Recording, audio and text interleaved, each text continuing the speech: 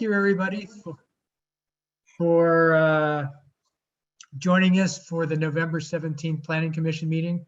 Laura, would you do the roll call? Commissioner Haskell, You're muted. Just check. Here. Commissioner Golden, Present. Commissioner Targ, Present.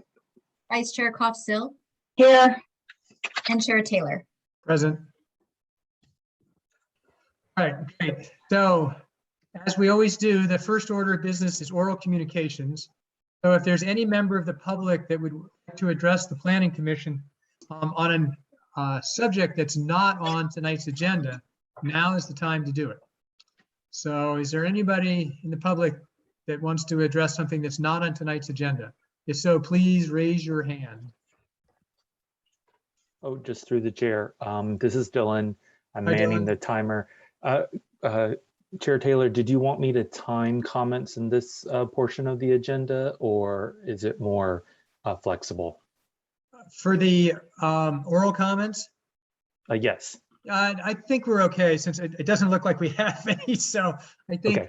it can be infinitely long times zero, where I think we'll be up. I take it back. We have one. So yeah, I mean, let's try to keep it to 3 minutes. Okay. I will set the timer. Great, thank you. Mary, go ahead.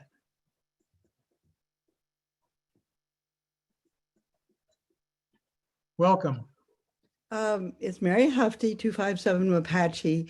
I'm speaking on behalf of the Westridge Architectural Supervisory Committee, and well, actually, more specifically as myself, that it's become obvious to me while reviewing plans for WASC that the developer and the planners don't really know the setting in which the home is being put and designed. It seemed appropriate to me to at least suggest to our planning staff that the plans reflect the resources of the town, including the trails, the conservation easements, the wildlife corridors, or any other things that you might think were appropriate from the general plan, period. It's become obvious to me that the general plan in particular has maps that show trails and show conservation easements. And it would be awfully nice to have those that everybody could see right on the plans as they're being reviewed. It's just a suggestion, and I really appreciate your time and good luck tonight. Thank you, Mary. Is there anybody else that would like to comment on something that's not on the agenda this evening? And Dylan, when you have a chance, if you can update the count to 22, just so we try to keep it, roughly in sync with who's actually out there. Will do. I was actually right in the middle of doing that, but Yeah. here we go. Great, thank you. You read Appreciate my it. mind. Yeah, no worries. We're good. All right. Thank you. Okay, I don't see any other oral communication. So let's move to the first order of business, which is the public hearing. So before we start the public hearing, I just wanted to thank all the people involved. So this is the staff for all their effort in trying to get this brought together and in front of us tonight on a very compressed time frame. The Neelys and members of the public for working through the project, trying to clarify it, make improvements to it. I realize this is a painful process, and it's taken a lot of time. I mean, I went through over 600 pages of material today, so I'm very sympathetic to the process at times seeming a little arduous, but I really do believe that we've made some real progress, and that the project that we're working on has been improved because of it. So with that, I'd like to open up the public hearing. And the way the public hearing will go tonight is there'll be a staff report followed by one of the commissioners. John Gould will basically mention briefly the sub meetings we had. All of the commission clarifying questions. And then I'll move to the applicant's presentation. We'll have clarifying questions from the commission, and then I will open it up for public comment. That's for the members of the public. That's your opportunity to make any comments that you want the planning commission to take into advisement. And it's important that you do it during public comment, because once I close public comment and we move to the commission discussion, then public comment is closed from there on. So that's the general structure. The commission will then, bring it back, discuss the information that we've received, the comments that we've received, and then hopefully try to work our way through to a proposal that we can turn into a full set of T&Cs and vote on. So that's the overall process for the hearing. So with that, Lisa basically gonna run the staff presentation. Yeah, Lisa will go ahead and share her screen. Great. I'll get us started. Thank you. Good evening, Chair and Planning Commissioners. Good evening to everyone out there, residents. We know that this is a really important topic to many of you. So I'm here this evening with Lisa Costa Sanders, who's the consultant planner that's been assisting us with this project. And as a reminder, if any of you are new to this discussion, the Planning Commission conducted preliminary reviews of this application back in April of 2019, November of 2019, and also December of that year. And then there was another meeting in February of 2020. And all of those materials, staff reports, minutes are available on the town's website. It includes a lot of the early deliberations that the Planning Commission made in those preliminary reviews in discussing the major elements of the project. Then we held a public hearing on November 3rd, 2 weeks ago, where we looked at all those things in detail, as well as the environmental review. So I'll hand it over now to Lisa, who's gonna go into just a little bit more information about the latest, and then I'll be back for a few more slides also. Thank you. Well, Laura gave a great introduction and gave you the background on the project. So I'll just move forward from there. Here we go. So since your November 3rd Planning Commission meeting, the applicant has met with 2 commissioners to resolve and clarify some of the issues. And in response to that discussion, as well as based on comments that were received at the Planning Commission meeting, the applicant has made some revisions to their request and clarifications. And I'll just briefly review those for you now. They clarified that the 6 wine club distribution days will occur over 3 weekends, adjusted the hours of the 3 special release events to occur from 4:30 to 8:30. It was previously from 5 to 9. Included small food bites that will be paired with the daily wine tastings. Clarified that guests, which may include small groups, may block reservations within the visitor limits. Added that guests may visit the wine production facility via a guiding walking tour from the tasting room. Indicated that no large buses or large vehicles would be on site and restricted parking to 32 vehicles at any one time. Clarified that temporary solar pathway lights at the parking area may be used for 3 evening gatherings if needed for safety. Limited to 1 caterer or food truck, and the use of tents no larger than 10 feet by 10 feet to cover the food service areas. And also confirm that no weddings or event rentals unrelated to wine tasting will occur.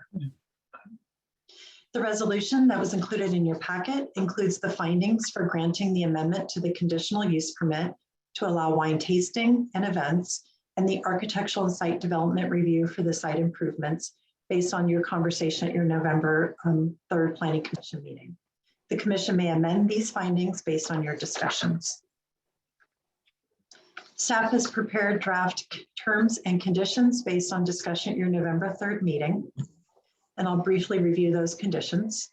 Best management noise conditions from the noise study to ensure compliance with town noise regulations for music as well as the food truck operation. The applicant will be required to submit quarterly reports for the first 2 years of operation and thereafter at Planning Commission review of permit compliance.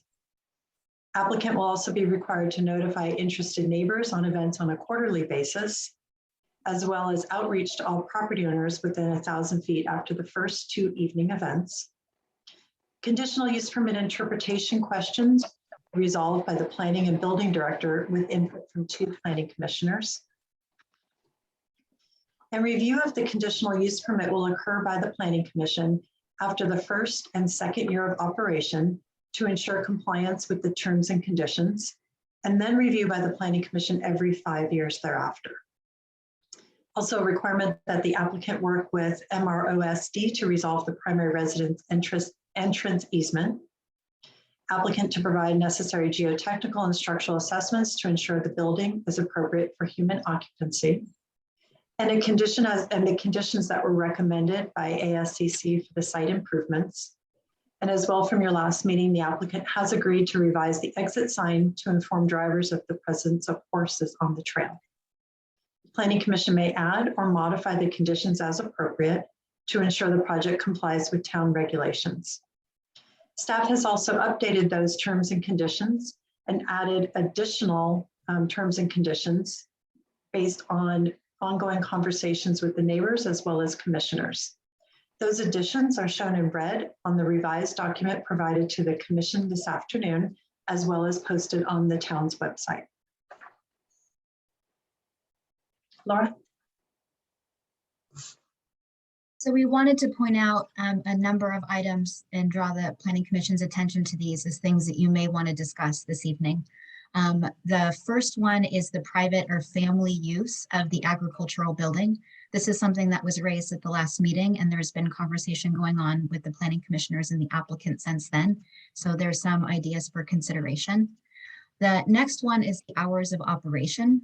So there may be an opportunity to arrange those hours differently, not to increase them, but to change the way that those hours would be operated to address some of the neighbors' interests. In terms of noise monitoring, the Planning Commission should consider whether noise monitoring is necessary and appropriate and what approach you might want to take to noise monitoring. Lisa mentioned the annual review, so we appreciate your consideration of condition number 25. We've drafted something for you to consider to get that conversation started. So you might want to talk about whether that's appropriate timing and approach to the annual review.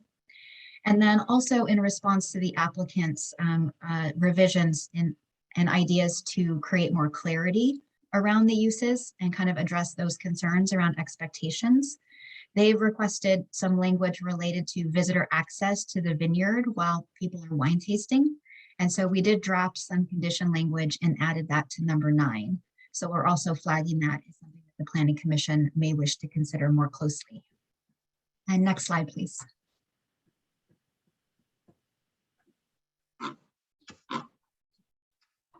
So in terms of public comments, there's been a very, very large number of public comments for this project since the review started. And so we've been collecting public comments since the beginning of the process. So all of the early public comments are included on the website and not attached in this packet, but they were in the last packet.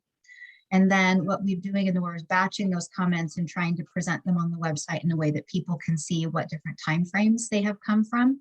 So there's comments that were received after the most recent packet was published, and those were distributed to the Planning Commission this afternoon and also posted on the website for the public to be able to see them as well. And next slide.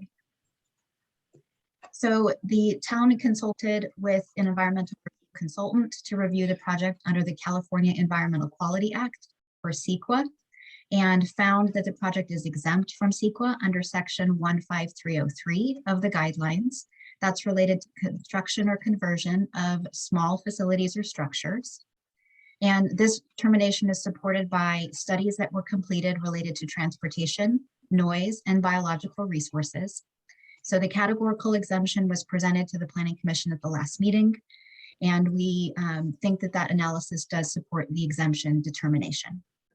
Next slide. So in conclusion, staff recommends that the Planning Commission consider the application, the staff report, public comment, the additional changes to the terms and conditions that were presented to the Planning Commission and the public this afternoon, and then consider adopting a resolution. You'll want to look at the particular findings that are within it, as well as the terms and conditions, and ensure that the Planning Commission feels that all of those findings can be made and the language reflects that, and all of the terms and conditions implement those findings and the project description so that it can be implemented and enforceable and meet the Planning Commission's expectations moving forward. If the Planning Commission decides that they would like to deny the request, then the Commission should provide staff with rationale so that we can draft the appropriate resolution and findings. So that concludes our staff presentation. We'd be happy to try to answer any questions. And we look forward to hearing additional direction and discussion from the Planning Commission.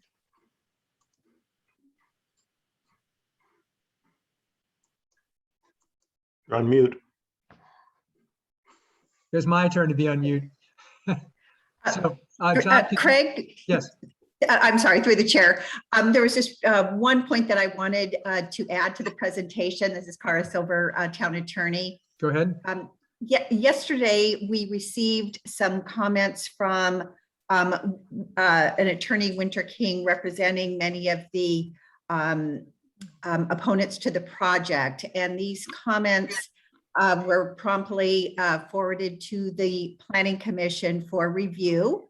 And we also let the Planning Commission know that we would be reviewing those comments and incorporating any comments that we thought were warranted into the updated conditional use permit.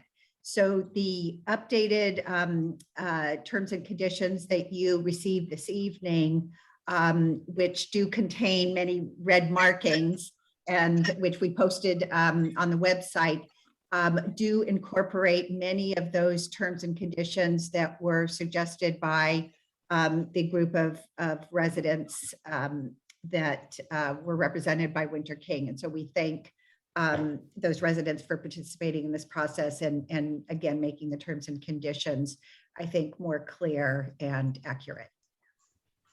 Okay, thank you. John, do you want to give a brief update on the meetings that we had? Yep. So Chair Taylor and myself, post our late going last meeting, met with a couple of times with the Neelys to kind of go over and try to move things forward. Take what we had heard from all the other commissioners and the public at the last meeting, and then try to move that into the discussion. As we went through that, I would say we kind of realized we had two categories of things. Some of them were seemed like pretty straightforward, dotting the I's, crossing the T's, kind of like, oh yeah, we talked about one food truck, that type of thing. But then we realized there was another category, which is where things seem to be a little ambiguous. I got to say, Chair Taylor was very good at finding those, but also the Neelys seemed quite anxious to get that and say, well, wait a minute, what does this really mean? An example of that might have been would people expect them to be able to have visitors in the immediate area of the tasting room go into the vineyard? So those could be controversial depending on what your assumptions were, going in and behind all of that. But the discussion we had with the Neelys was, let's get that out in the open. Let's hash it out ahead of time. Let's not have this come up later and people go, well, you didn't handle that correctly, or you didn't think about it. So you may find some items that were in there that fall into that category tonight. That was it. Great, thank you, John. So commissioners, are there any clarifying questions for staff and the staff report, or to John and I on our discussions with the Neelys?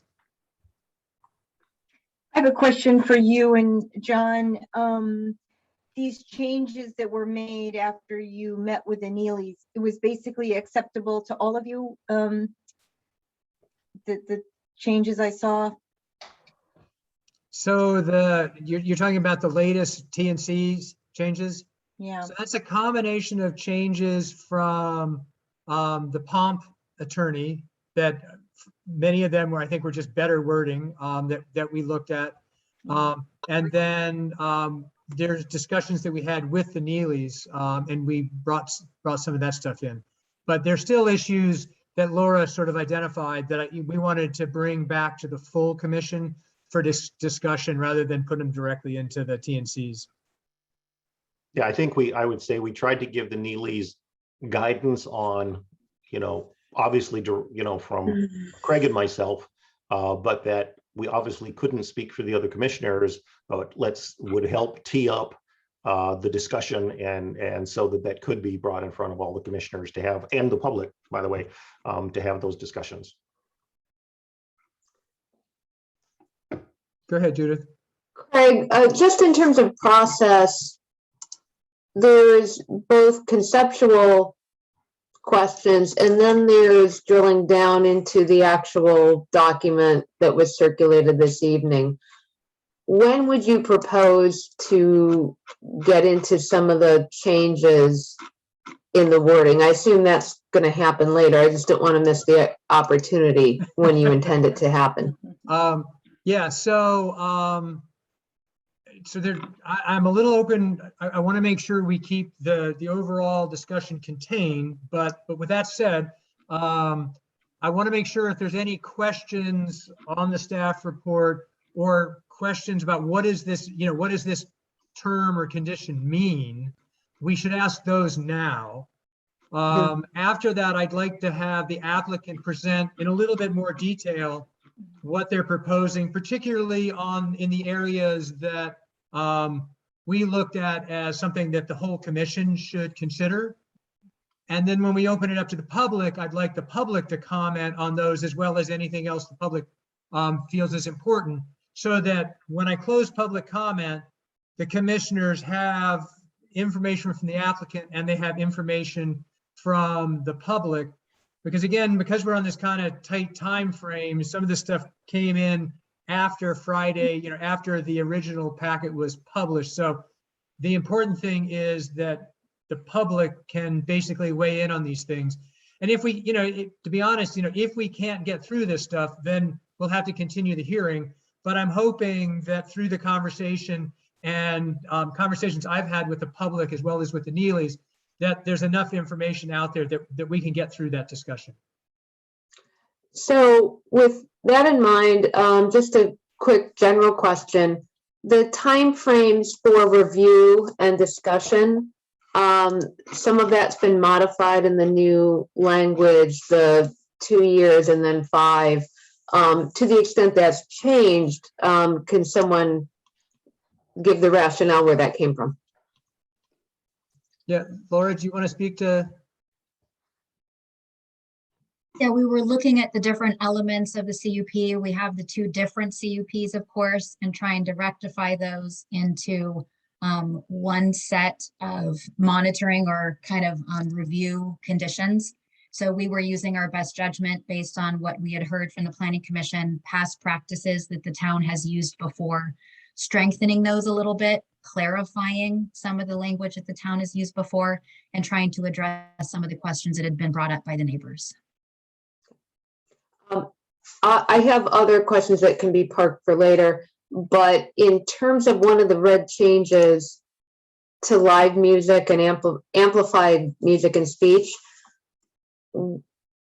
could someone explain in item 13 why live music is the limitation here, the amplified live music, as opposed to amplified any music? What's going on there, where that came from? I think I could speak to it a little bit, or Laura, do you want to speak to it? Oh, please go ahead. Okay, so the discussion we had with the Neelys was, if it's inside and they want to play a little bit of music in the building, it seemed like the old one sort of limited that. So this was an attempt to provide that, but I think it made it more confusing, to be honest. So I'm hoping when we get to the commission discussion, we can clarify that. Because I think the goal is pretty much what we had before, which is outdoors, the live music is kind of as we had.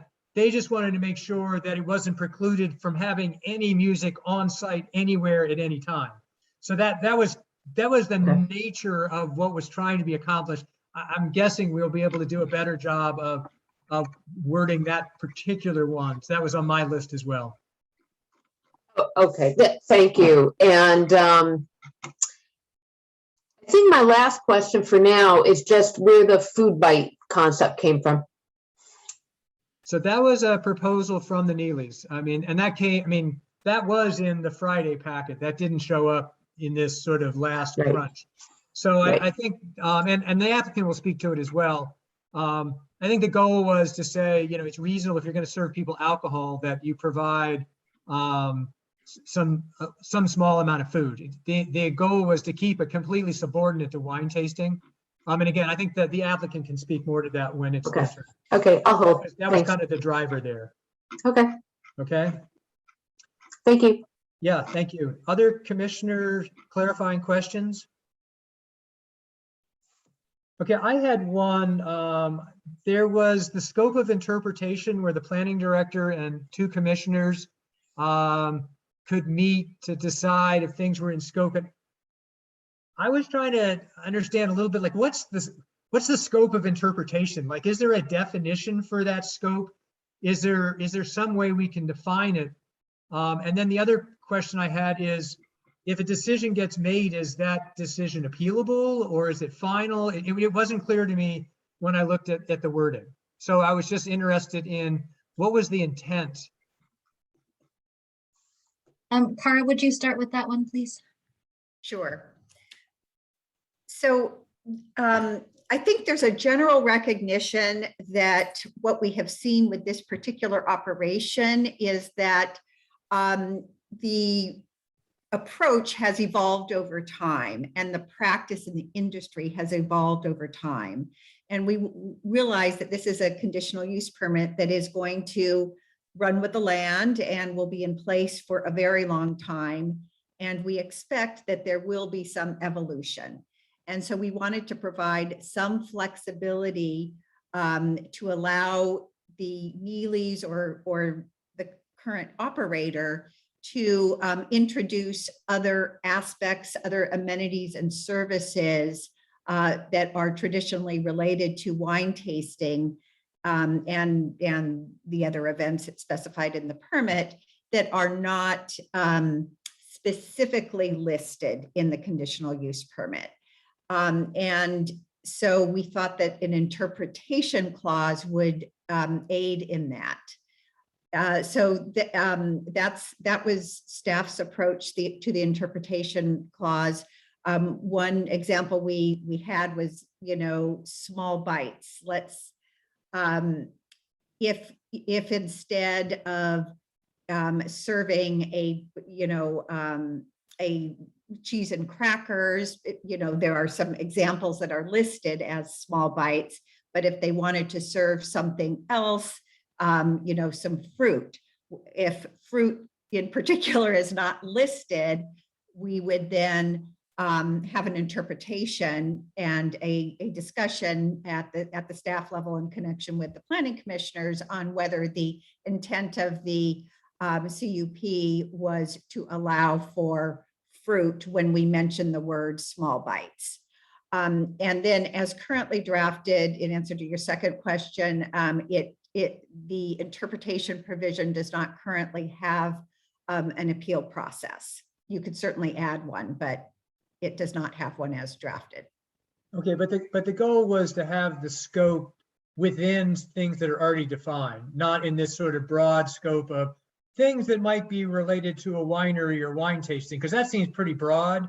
Whereas something that says we've already said small bites are okay, and now we're just trying to make sure that we're clear what the definition of a small bite is. So Exactly. it will be scoped to things that are already defined within the CUP. Yes, Okay. exactly. Okay, thank you.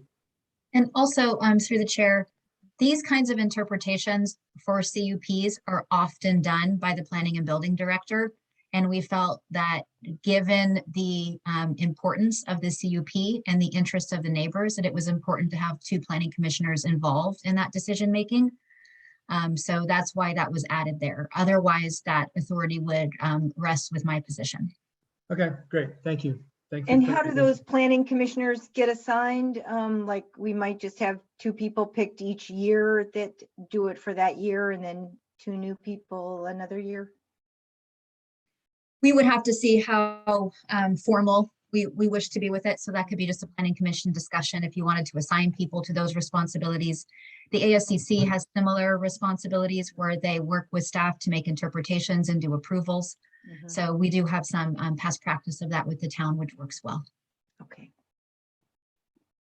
All right, other clarifying questions?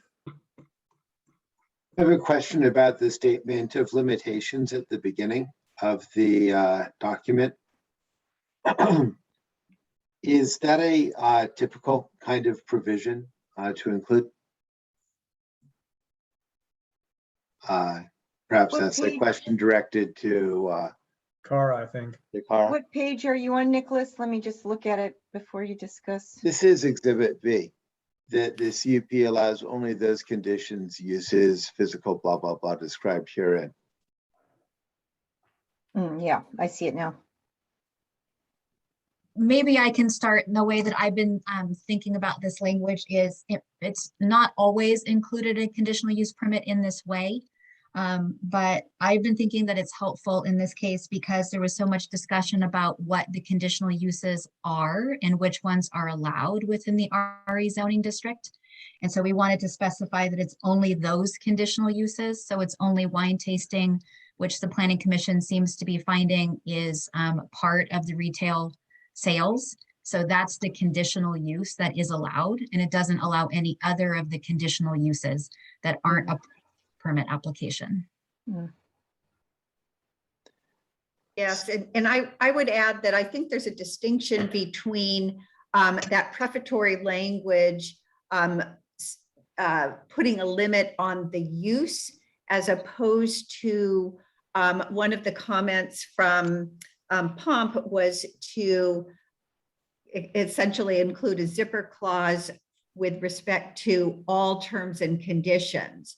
So if a particular activity or amenity or term was not expressly included in the conditional use permit, then POMP was suggesting that it therefore be disallowed. And again, we think that that type of approach is too restrictive. If you take the food approach, you know, if we don't specifically list the service of fruit in connection with wine tasting under the POMP approach, that the service of fruit would then be disallowed and would be a violation of the CUP. So instead, but we did think that it was important to have some boundaries on the use. That's how we crafted it. So I understand the use limitation. I'm looking at the physical improvements described herein.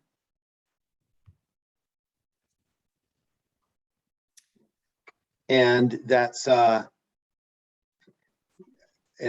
I don't know how broad or narrow that is. Can I put flowers on the table? And it's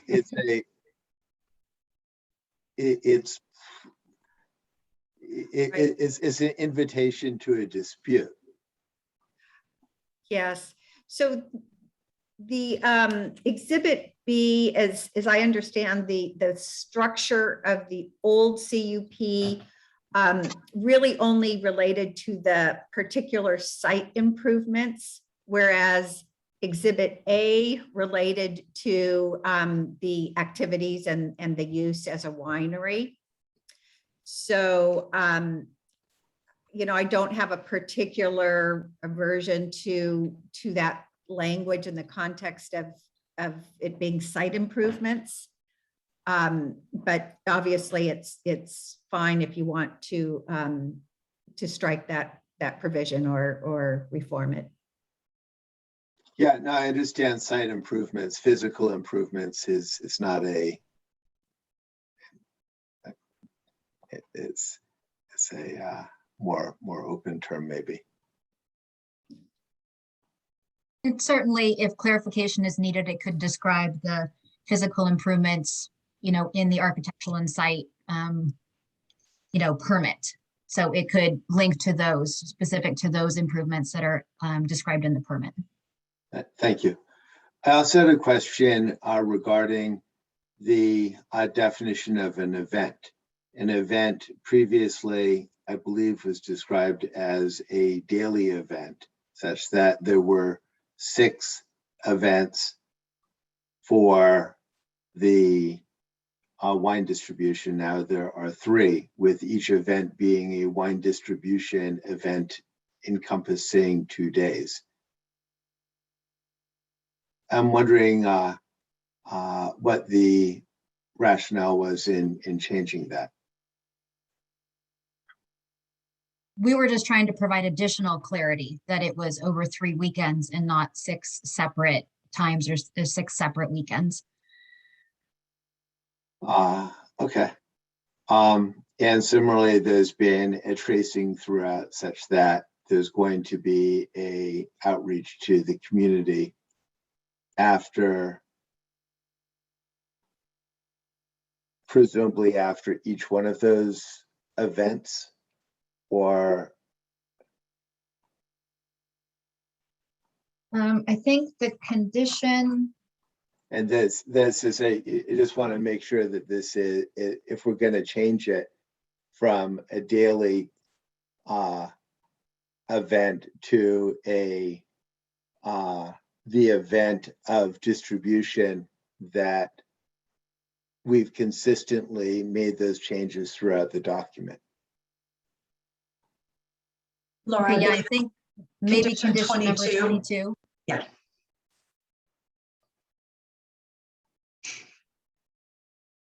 So that has the language after the first and second evening events. The applicant shall contact all property owners within 1,000 feet. So maybe that one could benefit from clarity based on your comments. So, and I understand the value of defining an event as a thing, as a use, rather than as a daily happening. But we just need to make sure that we're consistent throughout. I guess my last question is, has the applicant been consulted with respect to the newly introduced red line in the document? I'm not at all a fan of receiving documents the day of a hearing, and it tends to create a disruptive process, and frequently is a scheme that is used to add flies to the ointment. And this is a little bit rushed. I'm wondering if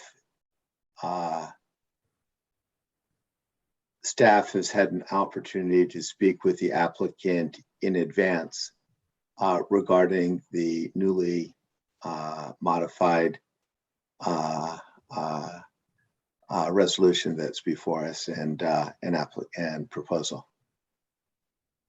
Staff Maybe met that's with a the better applicant. question. Yeah, a couple of times. The Planning Commission subcommittee has also met with the applicant a couple of times.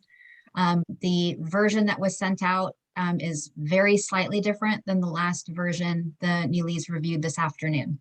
But I'm sure they can speak to if they, have concerns about the last version. But significant amount of communication has been going on between the applicant, the neighbors, the subcommittee, and staff, basically daily since the last meeting.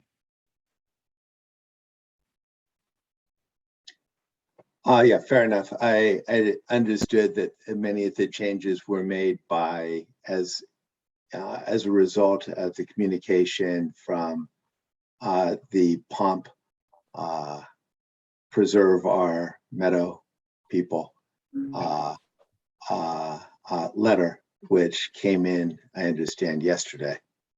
And so, to the extent that there have been significant changes as a result of that, I'm interested to know the extent to which there's been communication with the applicant, and perhaps that may be a better question for the applicant.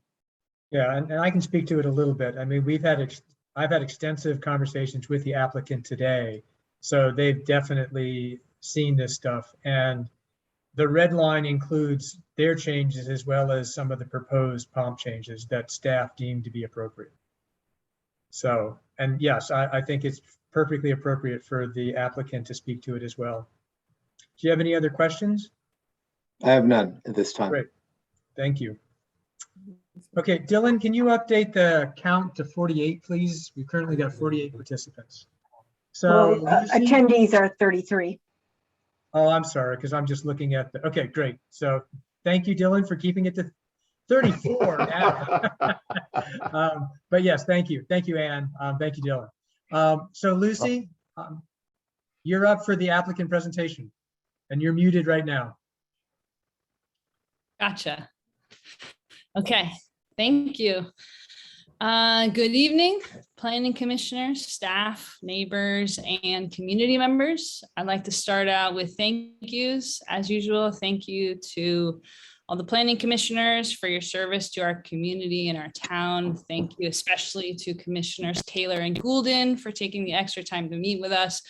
And really double kudos to Chair Taylor for working really hard to bring this all together. Also like to thank the staff for your guidance and hard work bringing this all together.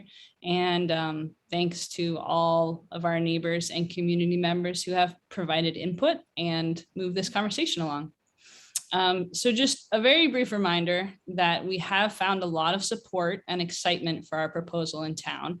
And we do really believe that it will be a wonderful addition to the town, as do many other people. And that our intention is to operate this space and tasting room in a way that honors the qualities that we all love about Portola Valley, including its tranquility, its attractive rural nature, its family friendliness, and its community mindedness. So yeah, in the last 2 weeks, we worked hard to continue the process of bringing this proposal into a greater state of clarity and into a form that is more acceptable to more community members and to the planning commissioners as a whole. As has been said, since the last full commission meeting 2 weeks ago, we've met with the subcommission of Commissioners Goulden and Taylor, as well as had various discussions with staff, with neighbors, and with Chair Taylor.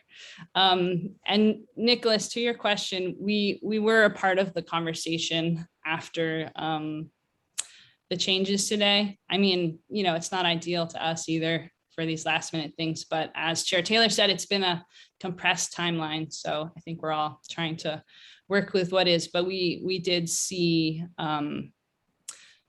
the changes made after the POMP red line submittal, and we're able to review that and are generally okay with them. So yeah, we've been in discussion with Commissioners Goulden and Taylor the last 2 weeks to understand what needs to be added to the proposal and to the terms and conditions. I'd say the majority of the changes that have been made are points of clarification as we drill down in this conversation ever deeper into details with the goal of being unambiguous. So most of these points of clarification are pretty minor, I'd say, but there are some more that are more worthy of the planning discussions, the planning commission's discussion tonight, I think. So I'm going to speak to some of those, including the changes that Laura mentioned in her staff report tonight.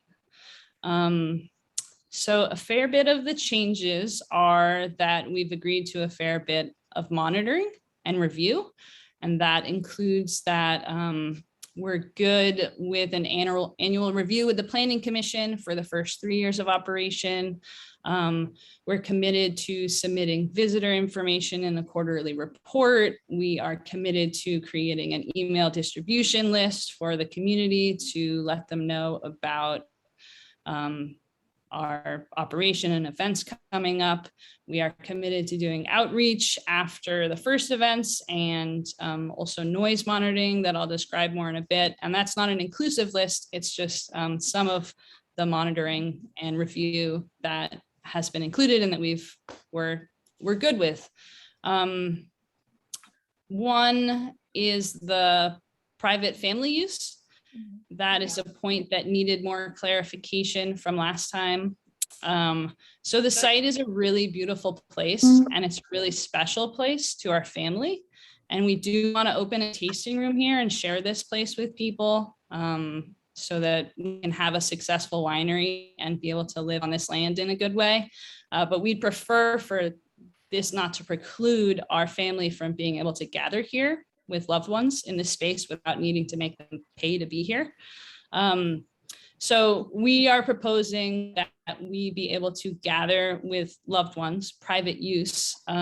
Say it's my mom's birthday at the agricultural building space in question, within all of the parameters laid out for the visitors in these terms and conditions, including visitor caps and hours.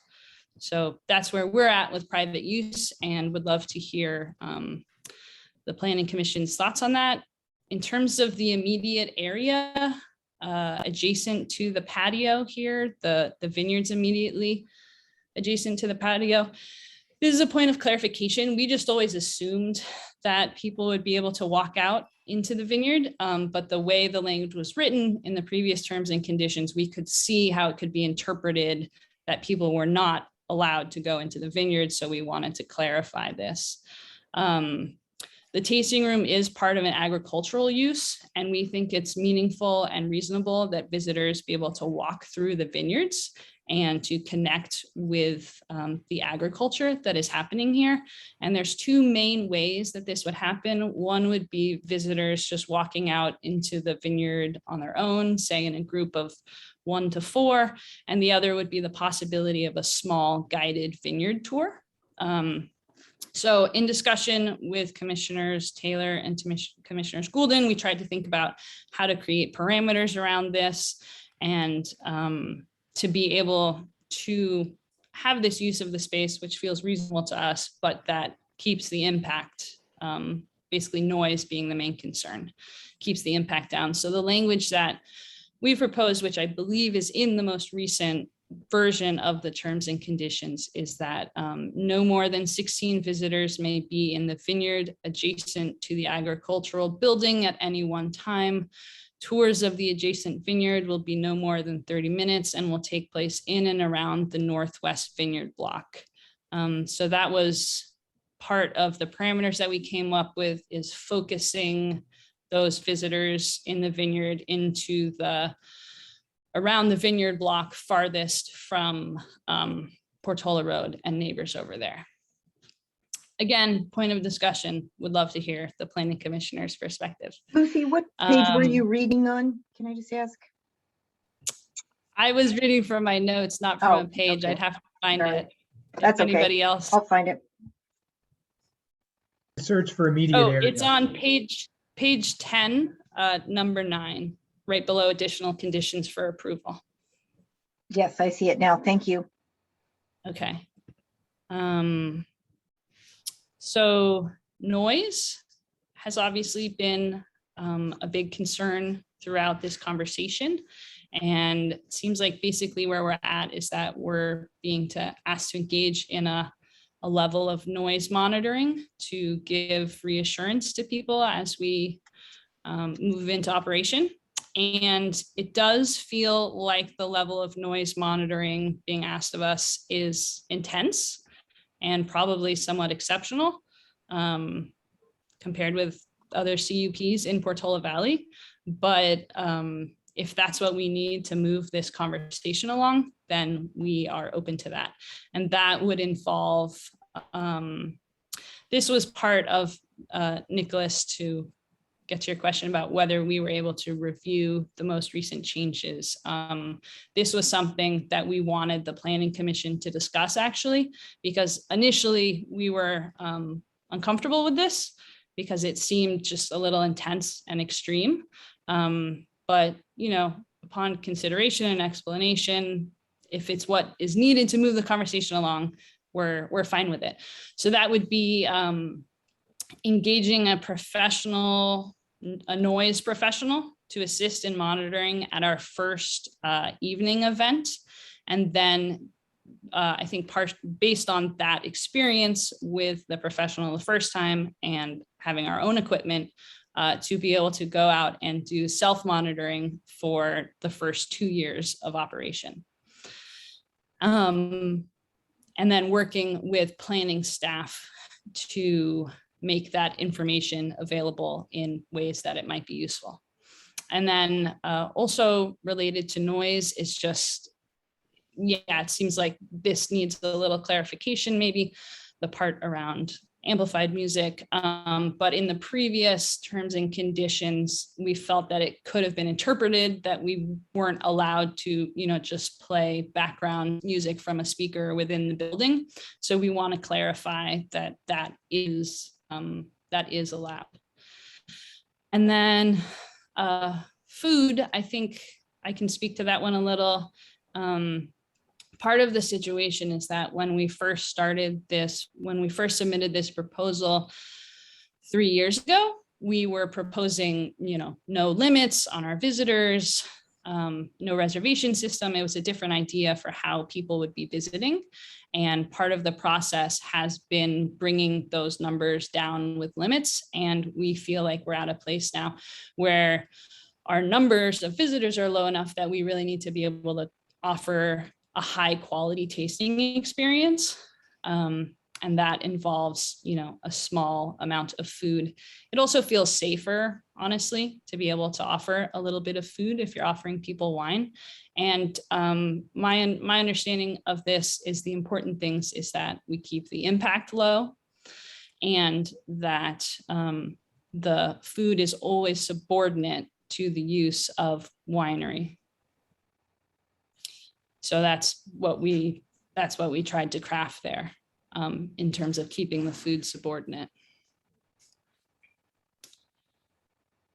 And then hours of operation. This is probably the most considerable bucket. There's a couple of details. One detail is that we'd like to be able to start the 6 distribution days at 11 a.m. instead of 12 noon. And that is because with all the constraints and maximums that we're now subject to, it feels like it would really be helpful operationally to have that extra hour to be able to have enough spaciousness to feel comfortable to operate and execute that well. I would mention that since the last 2 weeks, we've also tightened up the schedule in various ways, including ending earlier on Sunday, and ending the evening events an hour earlier at 8:30 as opposed to 9:30. Sort of not really hours of operation. This is a little aside. We've clarified that it's no more than 30 visitors arriving in an hour. And we've also created a cap of total visitors on site at one time.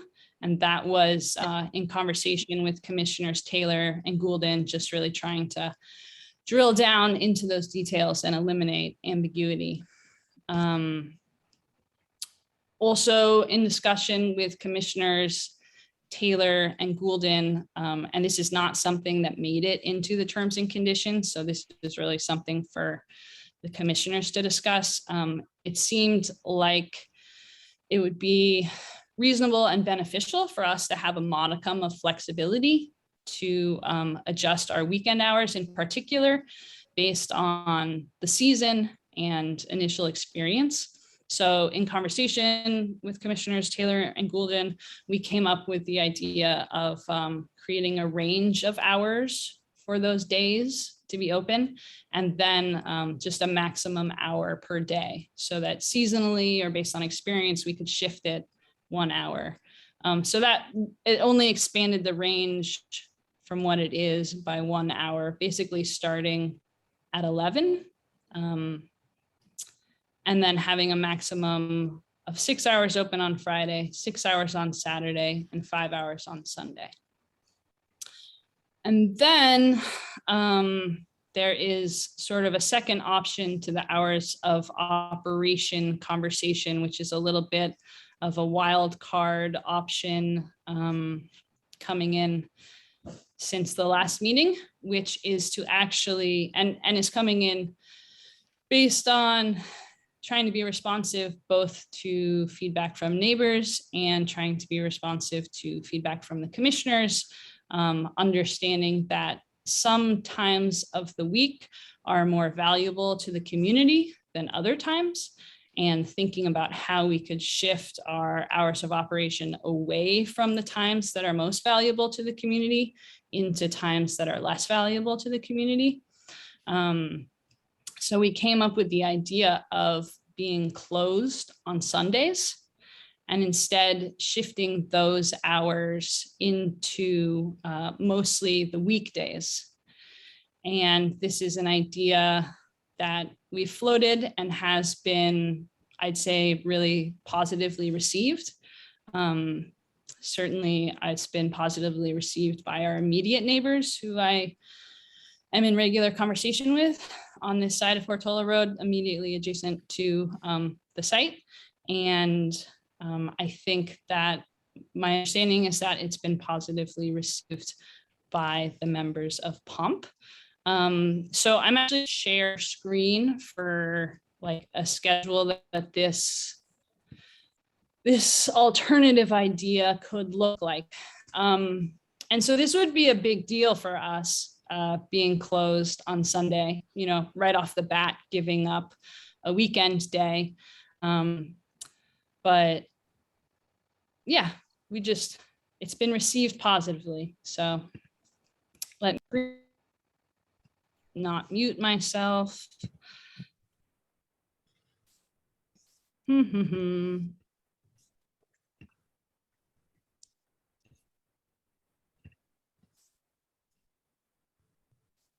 Sorry, I'm having technical difficulties.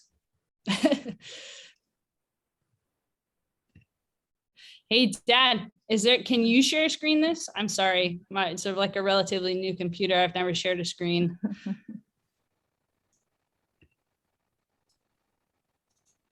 I wish I knew how. I'm not at all technologically with it. So I can probably email it to somebody, but that's about it. Maybe someone else knows how to do it. So I can describe it. If you want me to pull it up? If you want to share it, send it to me real quick and I can try to do that. That'd be great. Send it Thank to you. Okay. Excuse All me right, a second here. sorry about that technical difficulty. Let me ask, so Kirk, is this Sure. the spreadsheet you had sent me earlier? It might be slightly modified. Okay, then I think we should bring up I can the- share what Kirk sent me earlier, but that's all I got. So if you just want to send it to Laura, she can share. Okay. Yeah, and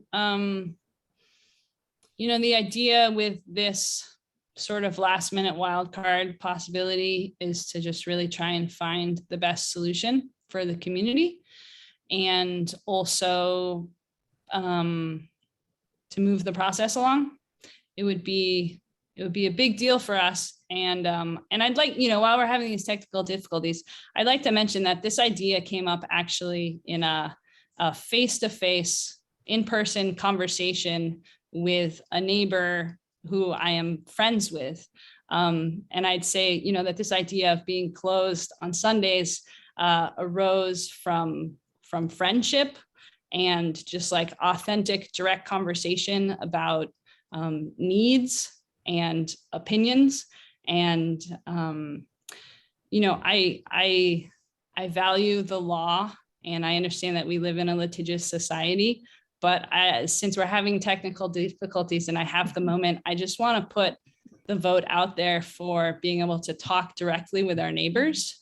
I think there's a lot from that. I think that this Sunday thing is really meaningful potentially to, you know, our neighbors on Stonegate. But the way that this idea actually came up was through having a direct conversation and direct contact. So I just think it would be sad if we all lost our practice and ability to speak with each other as neighbors and only interacted with each other through lawyers.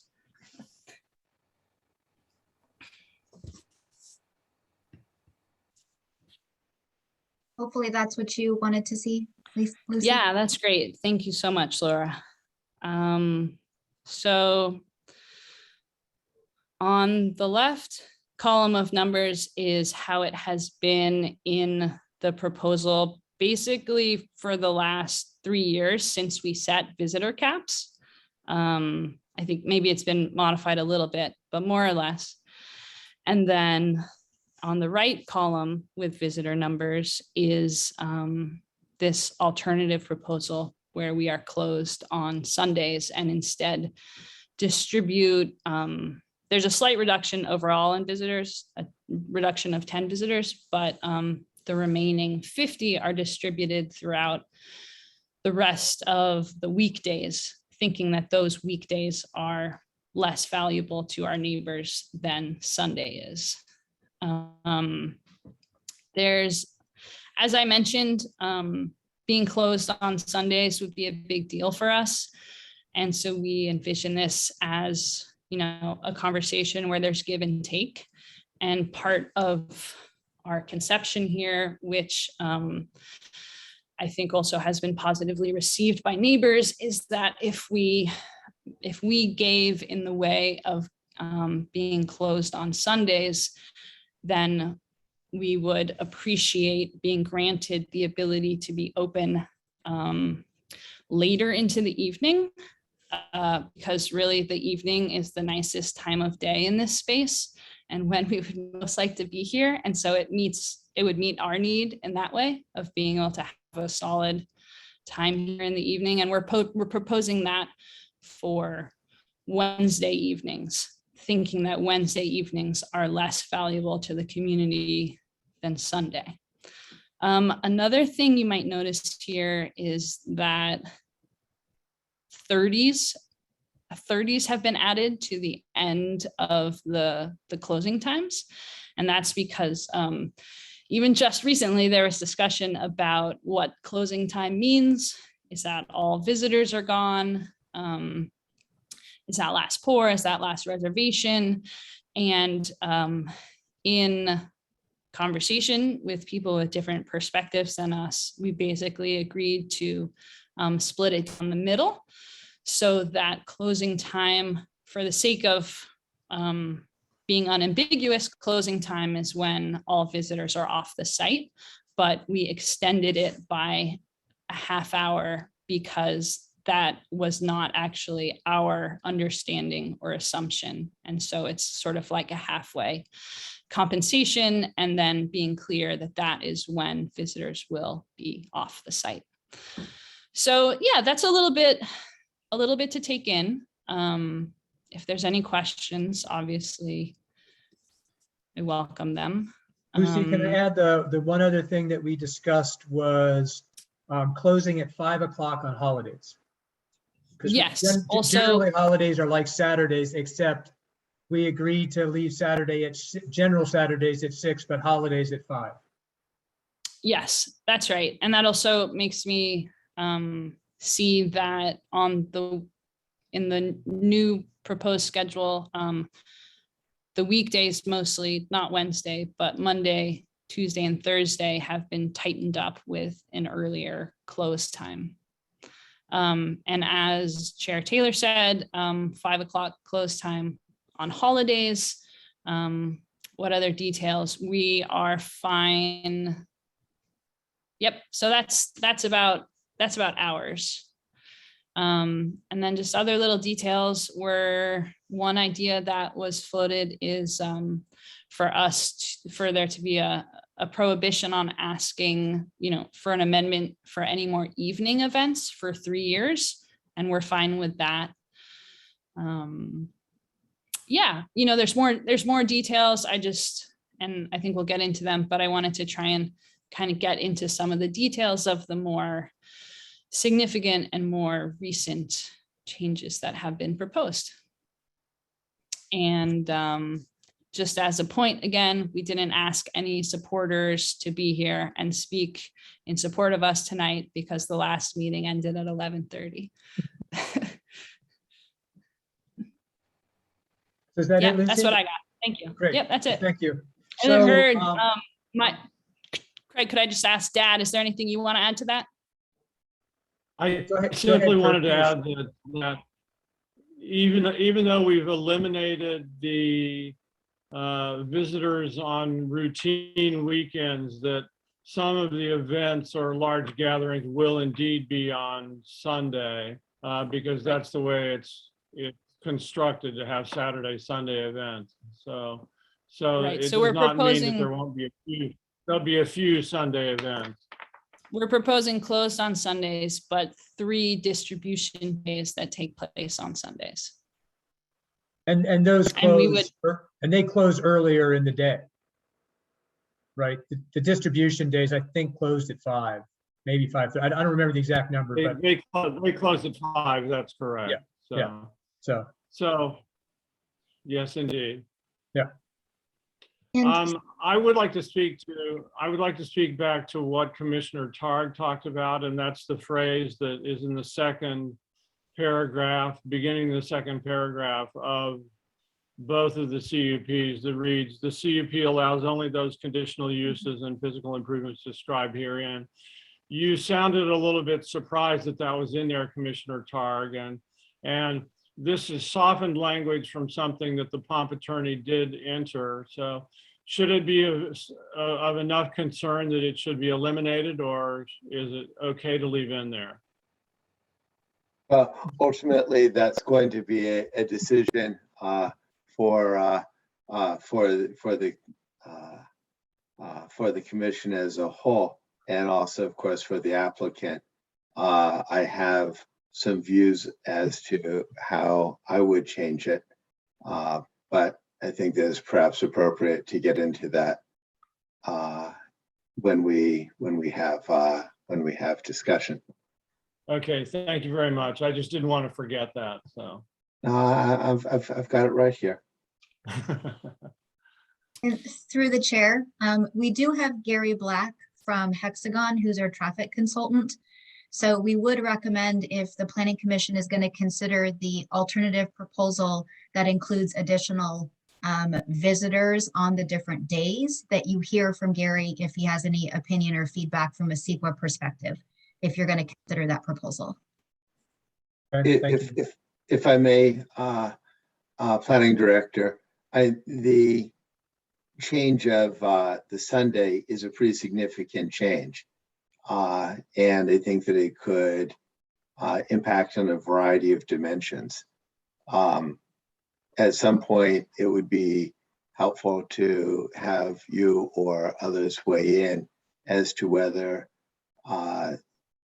as a whole, that modification would create a sufficiently different proposal that it would need to be reconsidered. We had the admonition from Lucy Neely that we shouldn't have too many lawyers get in the way of getting something done. So I'm aware that I'm raising the issue. But do you have views on that at this point in time? I think it would be very important to consider under CEQA whether the change from reducing the Sunday visitors down and increasing the visitors on the other days would have any impact. So that's why I was suggesting we get a preliminary comments from Gary Black. Depending on how his analysis is conducted, he may be able to give a detailed answer or not. But that's why I was suggesting we hear from him to see if additional study would be warranted. Sure. Would you see it as being limited to a traffic issue, or would you see it being in other aspects as well, or traffic would create a ripple and we can make a determination after we hear from Hexagon? We see it as primarily a potential traffic issue. We don't see it as a potential issue in other areas of our analysis. Okay, thank you. Okay, so Lucy, I just want to make sure that you covered everything you wanted to cover. I covered everything. I just want to clarify that I really appreciate lawyers. I think it's I a don't buy valuable that. trade. You're one of the few. I have a lot of friends that are lawyers. You lost me there. Yeah, you could be the only one. And Kirk, I noticed that you don't have video on, so I'm going to assume that you had your say. I wanted to say thank you to the Neelys. I think putting in this alternate proposal is of huge benefit to the neighbors, even though I think Kirk rightly said that he feels it's a risky thing and they're trying to sort of do right by the whole project. So I appreciate that. And as we get into the discussion, we may have to get the CEQA consultant to basically relook at this stuff and approve it. But talking to Laura, that sounded like something that would probably be pretty quick in addition to getting some kind of preliminary response from Gary. So is now a reasonable time to get a response from Gary, or should we wait until discussion? Do we have a sense for process? Hey, Craig, I see my dad raising his hand. Oh, Could I I'm just sorry. Go respond? ahead, please. No, Kurt. no, I just wanted to thank you very much for the number of times that you talked with us today. And in mid-morning, I was adamantly opposed to giving up Sunday, and the day evolved, and it does seem quite risky to us, but it was worth the risk to get across our good intentions for the neighborhood. I would also add that, the overall numbers are lower by a little bit than they were before. And we were very careful not to increase any single daily count of visitors so that we wouldn't push any of the traffic or noise issues. So anyway, Yeah. thank you. We're only sort of, Thank you very much. Yeah, thank we're you. only suggesting this because our sense is that it would fit within the CEQA analysis, but obviously that would need to be confirmed. Good. Okay, thank you both. So Laura, just process question, is now an appropriate time to have Gary speak under the applicant's time, or should we do it during the commission discussion? I'm thinking it would be useful so that the public can hear his comments and may wish to respond to them. So I Good. think it would be I okay think for that as well. Gary to go ahead. Because my goal has been to get all of this stuff out on the table. So when we move to public comment, the public's got a full opportunity to comment on all the pieces. So Gary, could you give us sort of a short summary to the best that you can, given the limited nature of what you've been given? Yeah, I can give you a very short summary. In the world of transportation and CEQA, we've transitioned to vehicle miles traveled, that is VMT, rather than the traditional measures that you are used to seeing, like level of service you may be familiar with. Our finding was that the VMT impact of this project would be less than significant, and that was based on annual visitors. And so that is visitors over an entire year. And so if the visitors are just shifted to different days, but that the total number of visitors in a year does not exceed what we've already analyzed, then the current environmental, at least from a transportation standpoint, the current environmental documentation is sufficient. Great. Well, thank you, because the numbers are actually slightly smaller than the proposal that you analyzed. So the annual number would clearly be slightly lower. So, okay, great. So I think that's helpful. All right. So with that, are there any questions, clarifying questions for the applicant from the commissioners? I have a bunch. Go ahead, Ann. Yeah, what's the rationale for restricting these visitors to the vineyard? I mean, from just a rough glance, I feel like, no, send people out to the vineyard. What's wrong with everybody traipsing around out there? I think the main I can concern, answer that. Go ahead, Liz. just the concern was about noise from neighbors on Stonegate. I see that people are worried that there'll be more noise if people go out into the vineyard than if they're on the patio. I don't get that. Well, so part of why one of the neighbors, I hope I'm able to say this, followed up and called the noise consultant after the last meeting. And so then this became something that we needed to clarify. So yes, I think that part of their following up on that was that concern. It wasn't seems part like of the noise study. I feels mean, the noise overly- study made a very specific, they focused on the immediate area being the patio and the building. So by expanding it, when we had the discussions, we were trying to keep it small enough so that any additional impact would be away from the neighbors and therefore not become an issue. Because am I right though, the vineyard gets farther away from people, or either equal or farther? It doesn't get closer to anybody. Depends on which way you walk. Depends on what house, what house you Mm, house you live in. I see. There's a couple houses where it would be closer. It would, okay.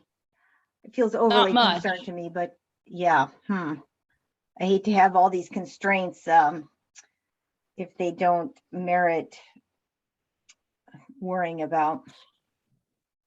Dad, did you want to chime in there? I did. I thought it was a silly concern like you, and I thought that, if the analysis had been done about 40 people on the patio, if a few of them slip off and go into the vineyard, that it's a trivial difference.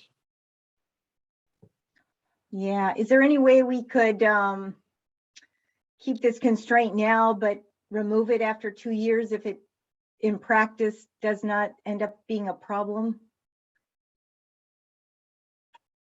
So I think one thing I would ask is, let's try to keep these as clarifying questions on what's being proposed right now. That could clarify. Tell me, where's this noise monitoring section? I couldn't find it in here on. If you could give me- It's actually, I don't believe it's in the most recent terms and conditions. It made it in there, and then we had an aversion to it. So we were done the consideration of it not being in there for initial consideration, but after our own consideration, we're okay with it. I see. So it's not in our paperwork that we have right now. Am I correct, Laura? That's And correct. Yeah, it's not in there. I see. So if we were to consider this and vote on it today, it would not have this noise monitoring thing. Is that right? Unless you added it. I see. Yeah. Okay. I'm actually fine with that. I have a lot to say about this noise monitoring. There's these objective standards with the decibel rating out at the property line, and that's totally reasonable for a town to do. But definitely in my case, in my house, and I think everybody has this, there's quirks, right? When the neighbors, I swear they're 100 yards away, but it's across a ravine. When they're having a party, I am positive it's right on my patio, right? So I hate the idea of doing more noise monitoring that's just quantitative. I think it's a great place to start. But for me, any noise issue is, I just want to have events and I just want to go myself over to Stonegate and the neighbors and just listen, right? That seems like the next step to me is that, rather than putting sensors out and measuring the decibels. That to me keeps just monitoring, a starting point, but not the real question. Okay, that's all. That was something that we also discussed with Commissioners Taylor and Goulden about commissioners going out to Stonegate for the first couple of evening events. And then also the mechanical monitoring came in. Yeah, I like that, just going out and listening much more than but doing the mechanical monitoring. And then I think it's great that you talk to the neighbors and try to accommodate them. But can you just talk to me about the aversion to Sunday? I feel like the other side is, we did hear from many, many residents that would like to come to wine tasting. They didn't say what day, but I can imagine that many people would like, when they say they would like to come, they mean they'd like to come Saturday and Sunday. I feel like removing Sunday takes away a lot of the attraction that many residents felt. And I think I don't quite understand why it's better to have people there on Wednesdays or other days versus Sunday. I'm retired, so I'm around all day. Maybe that's the difference. Yeah, I was actually talking with one of our immediate neighbors, and she had this same kind of thing we were talking about. And she was like, well, I'm retired. It's, there's not that much difference. But I think for a lot of people, Sunday is sort of the most precious day to have a sense of quiet and tranquility. There's the least leaf blowers and construction, and, people working here. Just the sense that that's sort of like the most sacred day to protect, whereas people don't really care that much about Wednesday evening. I think it's a totally valid point about, people in Portola Valley visiting. I think this is definitely valuing the neighbor experience more than, the general Portola Valley who might want to visit experience. I see. Okay, thanks. And you mentioned that, I think you said that there would be no changes, or one of the conditions was no changes to the CUP in evening hours for the first 3 years. Where is that in the document? I can't find that either. I don't believe that's in the document. Oh, okay. That's what I can- Craig, Laura, right? That's Yeah, correct. so the things that Laura listed for us to consider are things that didn't get into the terms and conditions explicitly, because it was thought that the Right. commission should talk through and figure out what was appropriate. I see.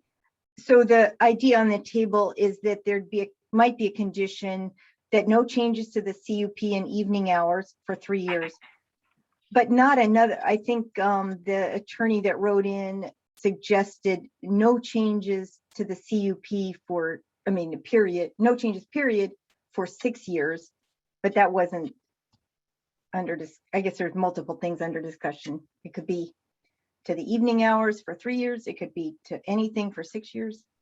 Is that right? My understanding is what's been proposed is not changing to request any more evening events for 3 years. I see. Okay. And then my last question is, I'm What- sorry, Commissioner Coffstill, if I could Yeah. weigh in on that. Staff is not recommending that the prohibition against amending the CUP be included as a condition. That seems rather onerous and could be just an inappropriate condition. However, if the applicant wants to amend their project description to include that, we wouldn't have a problem with that, but we wouldn't recommend that the commission impose it as a condition.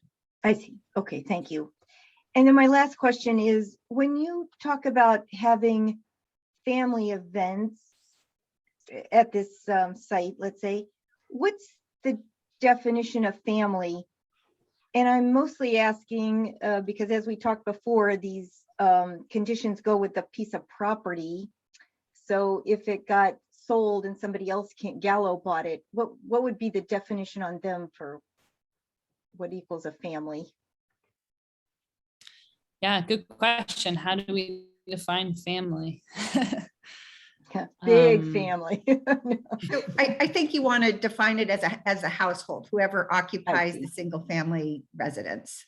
Thank you. That does It it. is a conditional use. It is a conditional use permit in a residential zone. So I guess it alludes to whoever owns I the see. house, lives in the house, whatever, but it is somewhat problematic.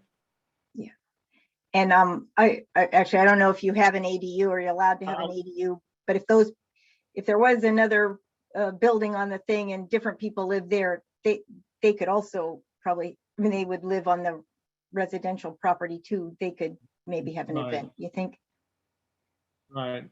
I think, more explicitly, it refers to gatherings there that don't have anything to do with wine tasting or the wine Mhm. club or anything like that, although that's not the way it's been stated. So it's a little murky. Yeah, okay. Okay, that's all my straight questions. Okay, thank you, Ann. Other commissioners, questions? Nicholas? Just a couple. Just with respect to the Sunday issue and combining that with the family, if the family members are going to be limited to the same conditions as the other uses, that would also mean, of course, that the family wouldn't be using it on Sundays, I trust. Correct. Fair enough. There are a couple of safety elements that are called out, which are not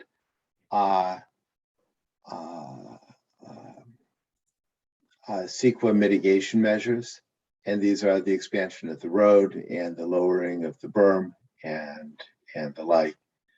Are those on a time frame in which they will be implemented? The sooner the better, I believe. I don't think there's any restriction, biologic restriction or concern like that about when to do the work. I think all we have to do is obtain the encroachment permit for the edge that involves town property, the right of way, and the rest could be done in just a few days. Of course, a lot of the clearing has already been done by the Woodside Fire Department. So when they went through there. Does that answer your question? Yeah, there's just a proposal by the POMP attorney that essentially it be made the completion of the work be made a condition of operation. Commissioner Targ, this is Matthew Francois from Ratana Tucker, land use attorney for the applicant. That is reflected in condition 27, that those improvements, including the driveway widening improvements, have to be in place before any distribution days or special events can occur. Yeah, it's actually 20, thank you, Matt. It's actually 26 and 27 for the different, in the red line version that was distributed today. So the different elements being triggered by different aspects of the project description. So that was something, Hmm. a recommendation that we took from the POMP attorney. And But incorporated it. restructured it a little bit. I mean, explicitly, we modified what Cara and Laura had put in by saying that in point of fact, we didn't need the parking annex or the fence relocated before we opened the wine tasting room, that those were not necessary for regular tasting. So we ended up parsing out the different parts of the construction. So we'd obviously like to get it done as quickly as possible. And construction won't take very long. So. The reason we parse them out is that the biological impact schedule creates more restrictions on the work of the additional parking spaces and moving the fence, but not the entryway work. And the entryway work is what's really necessary to be operational because we need to have the gate as part of our by reservation system. So different than the POMP suggestion, we took out the things that are not essential to operation and that do have seasonal conditions for their construction, because if we had to complete all of those, then we would be delayed. That's helpful. One of the questions, planning director, that I had that was going to the No Sunday, and Lucy, I need to note that for some of us, Saturday may also be a very sacred day. But Yeah. just if we're going to move the traffic around like that, do we have any different safety concerns? Or do we feel that the limitations on entry that are included will address that issue? I think what we have included addresses the issue if we're considering the proposal that Lucy showed earlier. I don't think, in terms of the amount of usage of the road, the trails, the general area, I don't think it would increase the usage in areas that would cause other problems. So I think the analysis that we've done, encapsulates that. So it's and my general thought is, if you're gonna squeeze the tube, the toothpaste maybe is gonna come out a little bit faster. But if you only have a max of 30 people who are allowed in, that may be a sufficient gating factor to mitigate any safety concerns. Is that the thinking? I'm not 100% sure I followed the toothpaste analogy, but I think that that is accurate, yes. Fair enough. Thank you. And I have, Nicholas, it might be worth adding that there are probably more cyclists on Portola Road on Sunday than there are on Wednesday and Thursday. I'm sure that's right. I'm sure that's right. Other questions? Clarifying questions? No, not, so Nicholas, are you done, Nicholas? I'm done. Okay, great, good, thank you. Judith, go ahead. Can't hear you. Yeah, either you don't seem to be muted, but we can't hear you. Yeah, There you can go. you hear me now? Yes, Okay, sorry about that. thank you. Just a couple quick ones. The food bite concept. It sounds like we're building in some interpretation clauses around that. Lucy, are you worried about not knowing what a food bite is? Or like, I'm a little mystified as to why there's so much process around that. I'm not concerned. Okay. And the ability to amplify non-live music, I'm still scratching my head there. It would be indoors, right? That's your goal, like have a radio on or some. Yeah. Okay. Like we plan to have a speaker system, and we might have background music on. Yeah, so I'll have comments on the wording later. I think that's understandable. Okay, those are my questions. Thanks. Great, thank you. John? No, I'm good. Okay. I'm mostly good since I've spent a lot of time talking with the applicant. But I had two questions that weren't clear to me given the terms. One of them was on the expanding what we called the immediate area. I think what we discussed, and it wasn't clear that the terms and condition captured, is that people wandering in the vineyard and the tours would all be sort of kept in that northwest quadrant. Is that your understanding? I do recall that from our conversation. My perspective is that if a small group of say 1 to 4 people wanders out into the vineyard, that's a different impact than a larger group that might be going on a mini tour in the vineyard. And so I think that considering, I don't want to get into crazy details, but I just think that those are different circumstances that would require different parameters, and to constantly need to restrict all visitors into a single part of the vineyard feels like a management issue compared to the potential impact. So that's why we made that distinction between like a larger guided group and just smaller groups of less impact, but that's for the Planning Commission to discuss. Okay, great, thank you. And then the other question, again, this is just in trying to make sure we make this as tight and unambiguous as possible. Where we provided more flexibility in the hours, where we have a day that says, okay, there's, 5 hours or 6 hours, are those contiguous hours? Like if it starts at 10, if you decide that 10 really works for you and it's, a 6-hour block, does that mean it's 10 to 4, or can you do 10 to 11 and then stop and do 12 to 1 and then stop? And the reason I'm asking is, one of my concerns is making sure that this is easy to monitor, that people don't go, oh, you've expanded your hours. Like if it's a block and we can just say it started at 10, it ends here, it seems clearer to me than if you end up with things broken up. So I was wondering, is your intent that they'll be contiguous? That is the intent, and it would be fine to add that language. Okay, great. All right, good. Well, thank you again. Again, I know this is a lot of efforts on everybody's part. All right, so with this, I'm ready to open it up to public comment.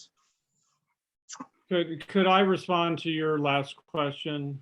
Craig? Yeah, sure. Sorry but I was muted, so,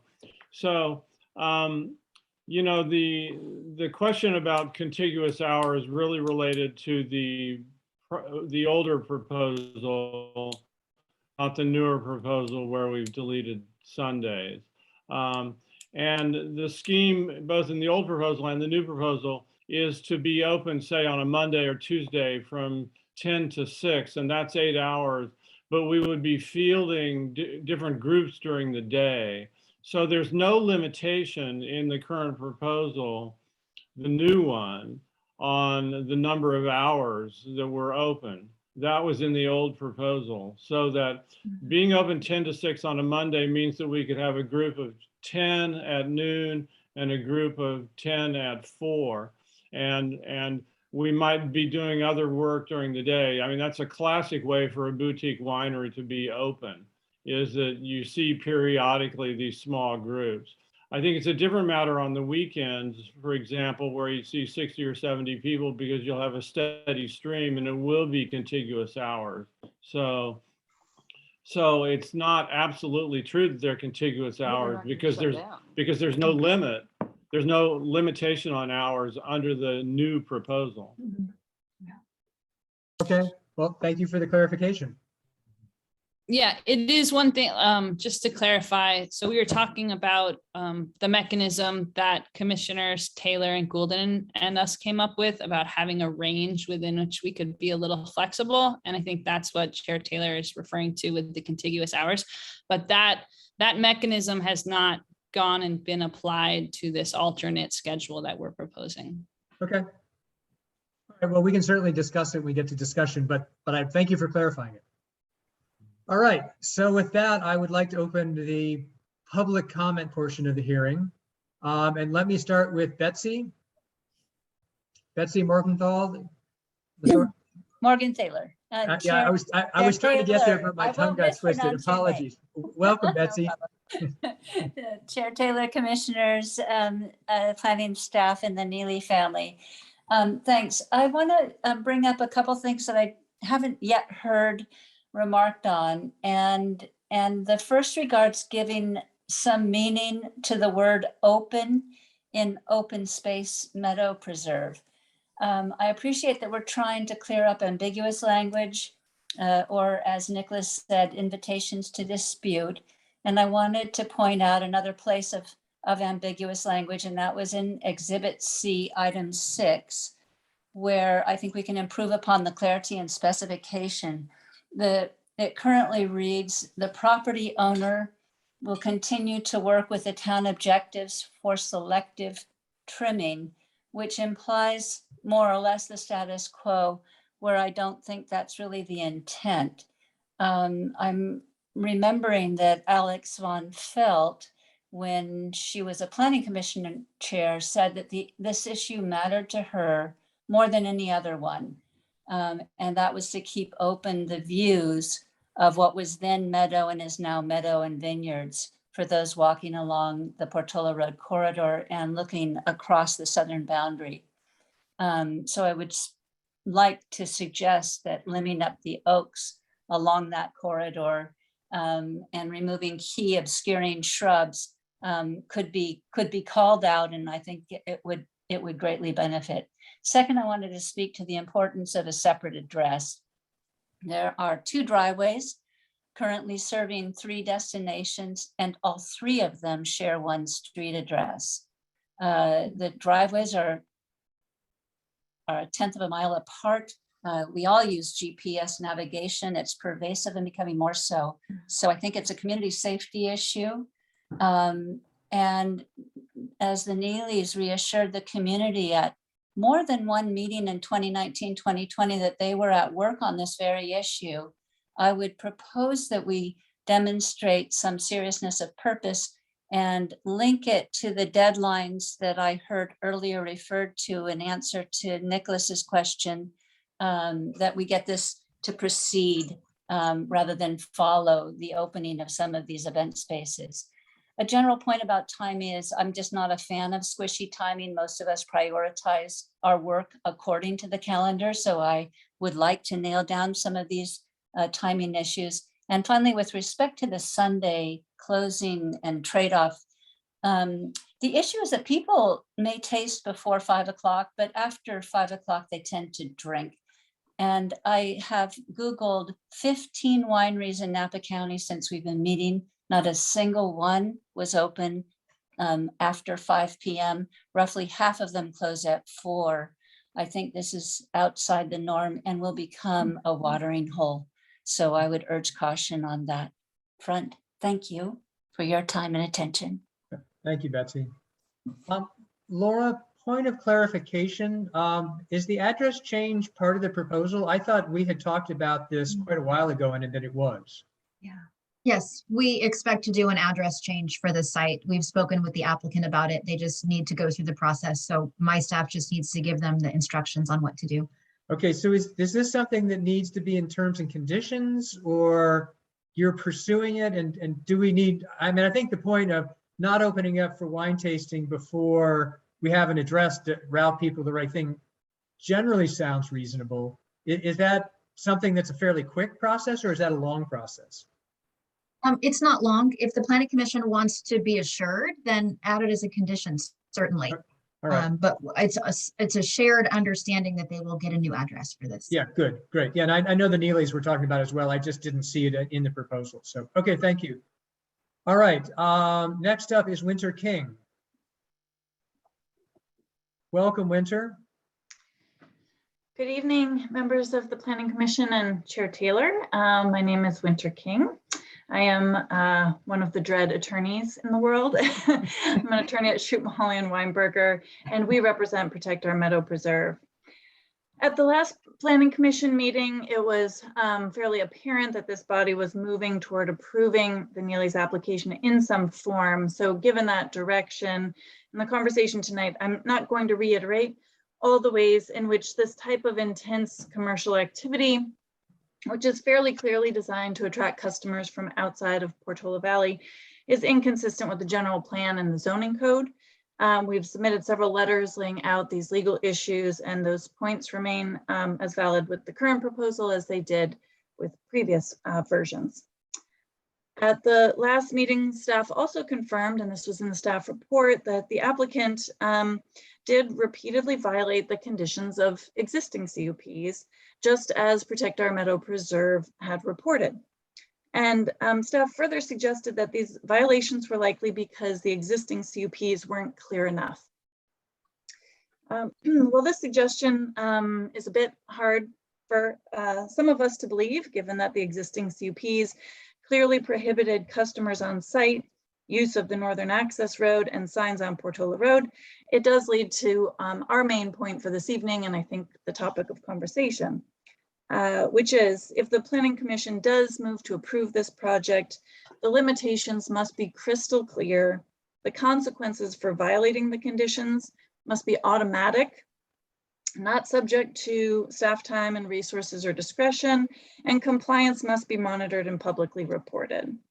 So to that end, as you all are aware, we submitted a red line version of the draft CUP that was in the agenda packet, which contains some proposed revisions. And of course, this afternoon, we received the revised CUPs, which do contain some of our proposed edits. And so we fully acknowledge that's a step in the right direction.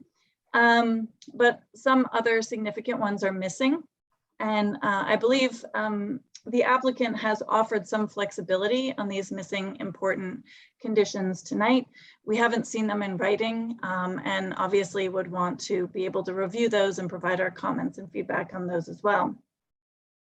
But just to summarize the kind of some of the remaining big ticket conditions that we think are essential here. First, we do think that there needs to be Planning Commission review every year for the first 5 years, not just the first and second year. And this is especially important because the applicant has said that they will take some time to ramp up. And then as the presentation suggested, we also think the Planning Commission should clarify that these limits on number, size, and timing include all events, including these private family events. The prior CUPs effectively prohibited these by limiting the use of the Northern Access Road, and there's no reason to limit that prohibition now. So thank you for your consideration. Thank you, Winter. All right, Ward Payne, you're up next. Welcome, Ward. All right, am I up? Yeah, we can hear you. Ward Payne, 25 years plus in Portola Valley. And first, thank you guys, volunteers on this committee, including Chair Taylor, who spent a lot of time. And also, thanks to the Neelys, some flexibility that was shown tonight. I was pleased to hear it. However, I have been against this project since 1995, when it was first proposed. I was against it because it's contrary to what the founders of Portola Valley set out. It's contrary to the values that brought people to Portola Valley. And I can specify them. One is, it's in the middle of the portal, which is supposed to be sacred to Portola Valley. And it's nice to drive in, but now it's going to be a commercial area. Second, the founders of Portola Valley said all commerce should be in 2 discrete areas in either end of town. This obviously is not that. These 2 sections are flourishing and there's a good place for them to be in.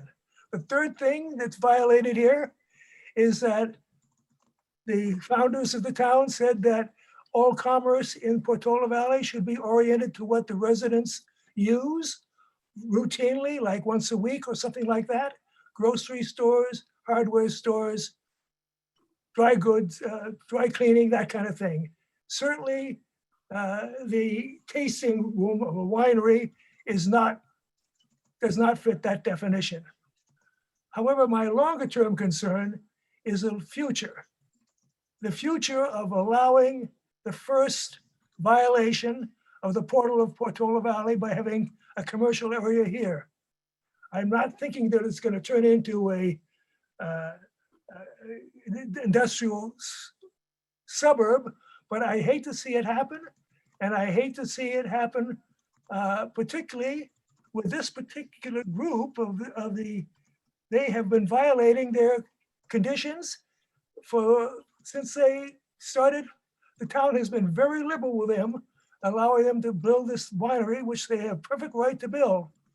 But the town should not be liberal when they start violating conditions that it's set. And I hate to see conditions, no matter how vigorous these conditions are, as you're discussing, I hate to see these conditions set up only to have them be violated by known violators. So obviously I'm against this. Thanks for the time.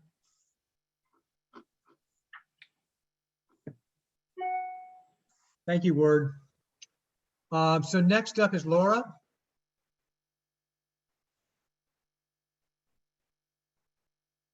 Welcome, Laura. Good evening, commissioners. I wanted to thank the building director, the applicant team, and the commissioners for the number of clarifications and changes introduced to the proposed cap. I still think there are some very important improvements that would make the cap better. I wanted to mention that Ms. King's letter was sent only on Tuesday, as we wanted to refer to the latest cap proposed that was published on Friday. The Friday version had significant changes, so referring to the latest text was important.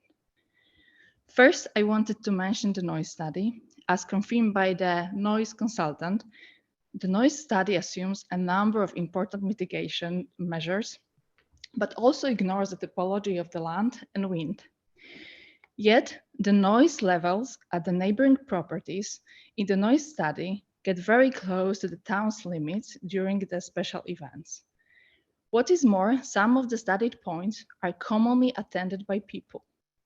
If the Planning Commission wishes to approve this cap, it is instrumental that we monitor noise for a few years to confirm that all these assumptions, best practices, and recommendations result in the noise levels that are conforming with the town's regulations.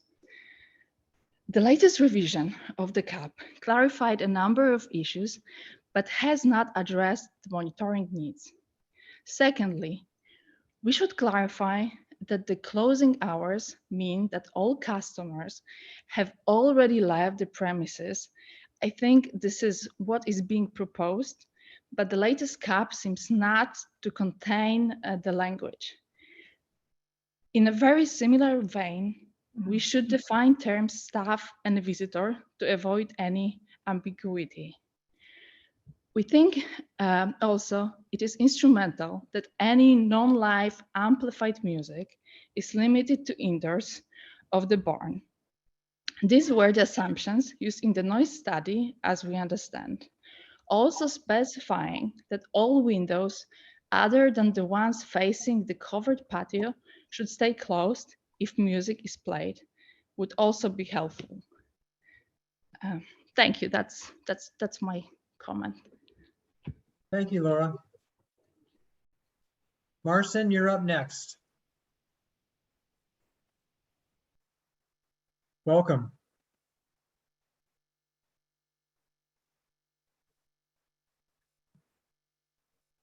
You're still muted. Okay, I hope it's better now. Good Yes, evening. that's great. Thank you. Good evening, commissioners, the applicant team, the building director. First, I wanted to start by thanking everyone for their continued work on this project, the improvements and the clarifications introduced throughout this process. I also wanted to say that I think the no wine tasting on Sunday in exchange for longer hours on some weekdays is a significant gesture by the applicant team. And it is really appreciated by the neighbors. We still do not agree that this project is compatible with Portola Valley General Plan. However, if the Planning Commission wishes to go forward with this project, I think it is very important we further improve the language and the conditions of the proposed cap to better fit our community. The latest revision of the club clarified some of the issues regarding the noise and the traffic, such as not allowing buses, but allowing shuttles.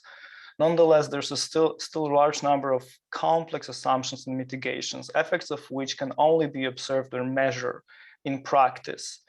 One such thing is noise monitoring and traffic monitoring.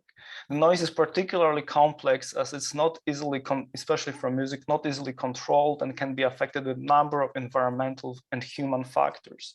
So we'd really appreciate if we can get monitoring also for some of the wine distribution days where music is expected, maybe not all 2 days, maybe 1 day over a period of years to really understand the impact. Secondly, the proposed cap introduces a review by the Planning Commission after year 1 and after year 2. I think in the presentation we heard that the applicant mentioned 3 years, but this is still not reflected in the text of the cap. On the other hand, the winery business is expected to grow over the years. I think it is thus imperative that the Planning Commission reviews the cap on a regular yearly basis for the first 5 years. This will give the town, the applicant, the residents opportunity to give feedback, talk, and understand the situation. After that time, I think it would be reasonable to have a review every 2-3 years. As this is much more complex application than the previous one, which already required a review every 5 years. I think it also would be reasonable if the proposed cap contained language preventing increasing the number of special events or changing their characters, for example, for 5 or 6 years, so that we can fully evaluate how these events affect neighborhood. This would also give much peace of mind to neighbors, I think. Thank you very much, commissioners. Thank you, Marcin. Leslie Kruth, you're up next. Welcome, Leslie. Thank you. Thank you all. I appreciate the Neely's new flexibility about days. I have 3 points. One is that I don't understand some of the wording. How will the winery determine and report on local wine club members? How will they know they're local? Is that anywhere in this document? Emails don't tell people where you are. How will this be determined? Will we know? Because I know people who signed up initially and then realized what was going on and they did not want to be members. Are they still listed as members? I think that's an important point to clarify in the CUP. There was a line about there are no weddings or event rentals unrelated to wine tasting. Why is the word rental in there? Why is it any events? Because the Neelys are very generous people, as I said in my letter. And if they have an event and they don't charge, is that appropriate? I don't understand why shuttle buses are allowed. Where will people park in order to have a shuttle bus? Where will they, is this coming from Menlo Park? Is it where, if it's in town, where is it? How is that defined? And it seems like that's a big car, as big as a limousine, but I may be wrong on that. It's not my specialty. And the other thing is, today in reviewing some of the documents, I found an error in the traffic report. And I called Hexagon and they called me back and they said that it was an error. And it had to do with, they said sometimes the Excel program makes a mistake and they usually check it, but the person did not have a copy of the document that is in your report on page 154. And it's not a big error, but it makes me wonder about the other Excel generated programs. That was what upset me. What do you mean Excel makes errors? But it was significant in one way, and that is that at one point they said there were 12 pedestrians on the trail. Well, it turned out there were 5 pedestrians, 1 horse, and 7 bikes on the trail, in addition to the 143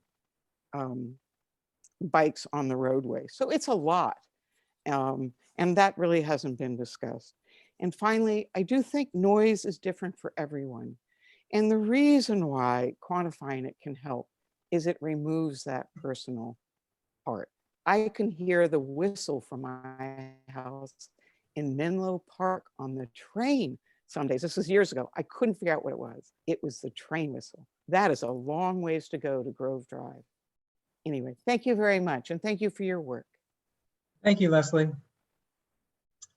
Michael Miller, you're up next. Welcome, Michael. Thank you very much. Well, I'm fairly new to this project, and I wrote a letter of support yesterday, and I know there were some things I wasn't really clear about, and it was more or less a good faith letter.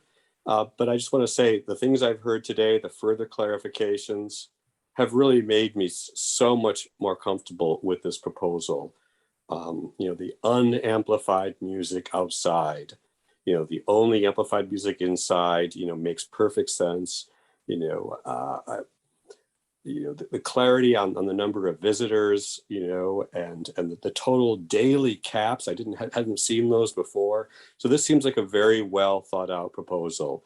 I guess my only concern now is that there's this now proposal to limit Sundays. From a community perspective, which I think I have here, most people I would be wanting to share this with would be available on weekends. And I'm thinking, well, now we have to get a slot on Saturdays. So I think that Lucy said it right, that it was, maybe more of an accommodation for the neighbors versus the community. And I think this should be thought about more. And to be clear, if this is really what the Neelys want or not, because I do think there's a community downside to not having any Sunday operations when I think people are available then. And there's a lot of activity in the town that on Sundays, as people have spoken about anyway, with bikers. It just seems like it's a very recreational, fun day in Portola Valley. And to have it closed on Sunday, I think would be a downside. But it seems like it's a dark horse kind of just coming in here, and I hope we don't all get swept in and haven't thought about it more carefully for the total impact, especially when the neighbors' concerns are concerns. at this point not warranted. There are so many mitigation efforts on noise and everything else.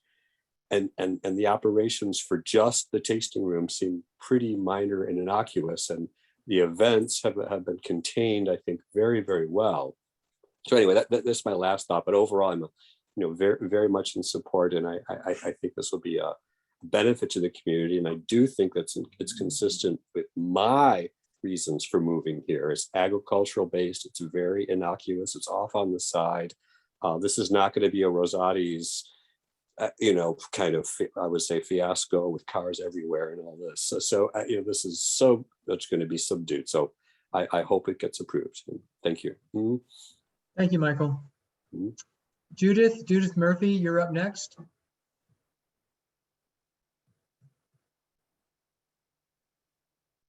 Okay, Welcome, there's my unmute. Thank you. Yeah.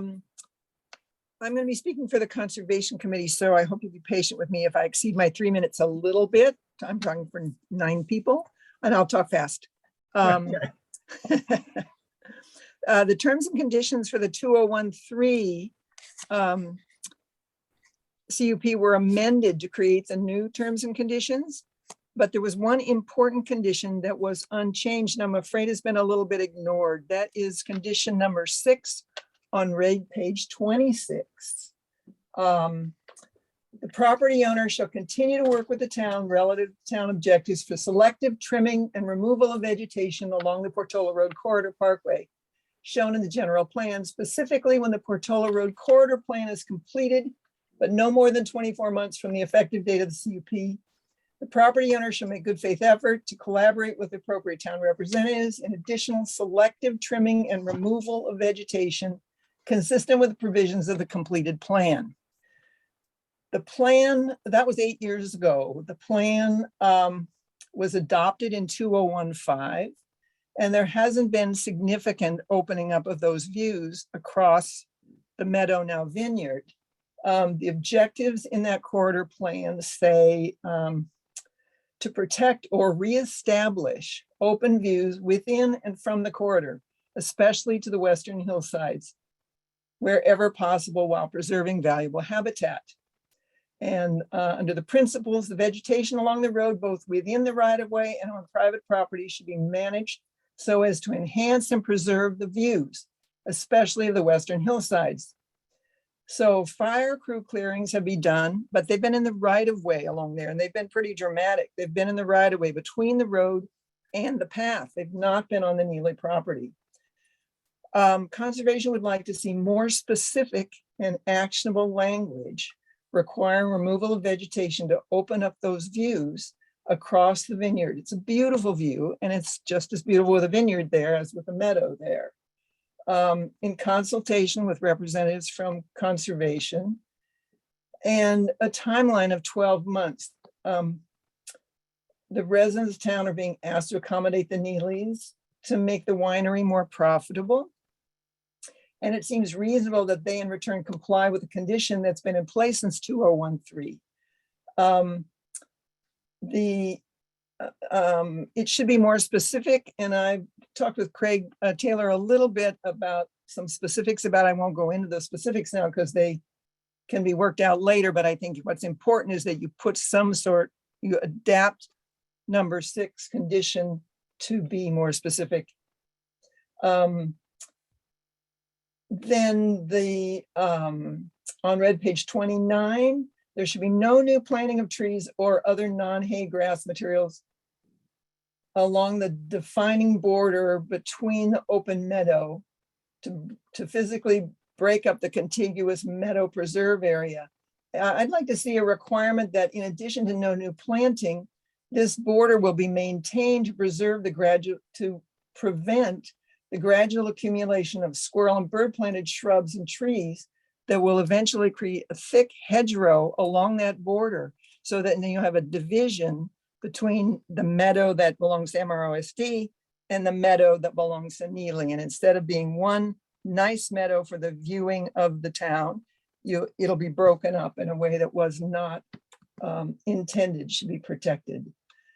And then the last quickly, red page 24, the first bullet, widening of a portion of the private driveway by approximately 3 feet on each side to allow 2 cars side by side. The plans show only a very small bulging of the driveway between the large oak and the trail. And it doesn't quite match the language of possible widening. So Dr. Neely's assured us that the tree will be protected, and I absolutely believe him. But in the interest of specificity, which is what we're going after tonight, we would request that for at least 15 feet on either side of that marvelous heritage oak, it grows very close to that driveway, that the 6-foot expansion be entirely on the side away from the tree. That would introduce a gentle curve in that area, which should be totally manageable. I've looked at that and it doesn't bulge into anything else then that should be a problem. That would provide really critical protection for that oak, which is already going to be at risk because it's near the much more traveled road. Okay, thank you very much. Appreciate your listening.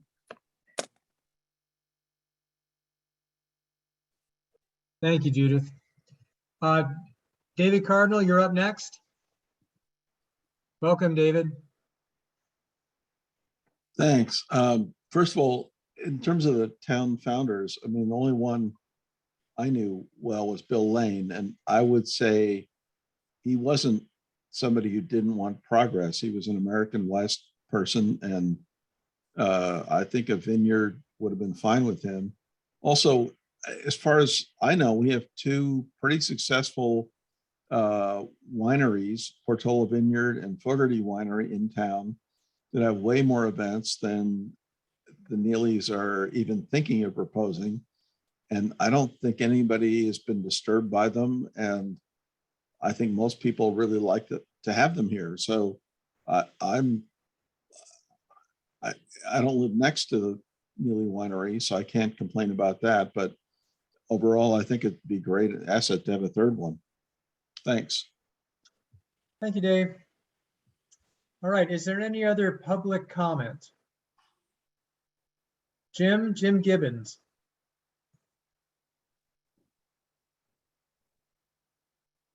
Welcome, Jim. Thank you. Can you hear me? Yes. I have a question to start. It said earlier, you said earlier that the applicant shall conduct, stay in touch with residents within 1,000 feet. And Stonegate is about 500 feet, a little more than that. So my concern here is primarily with, they're being called noise levels, but I think about music as not noise. You know, it's a form that we enjoy hearing. It's the volume at the source that is the most important thing. And so that will determine what people hear at a number of different distances. For example, Sequoias is about 2,200 feet away. So they will hear, I'm sorry about the numbers, but the quantitative part of this, I think, is relevant and important. They will hear about 1/4 as much sound as would be heard on Stonegate. So these things can be understood and calculated very exactly.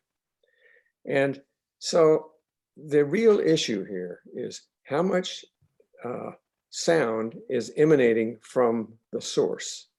And when you say it's inside, that will help, but it's not a sufficient condition to put on how much sound, musical sound, is emanating from the source.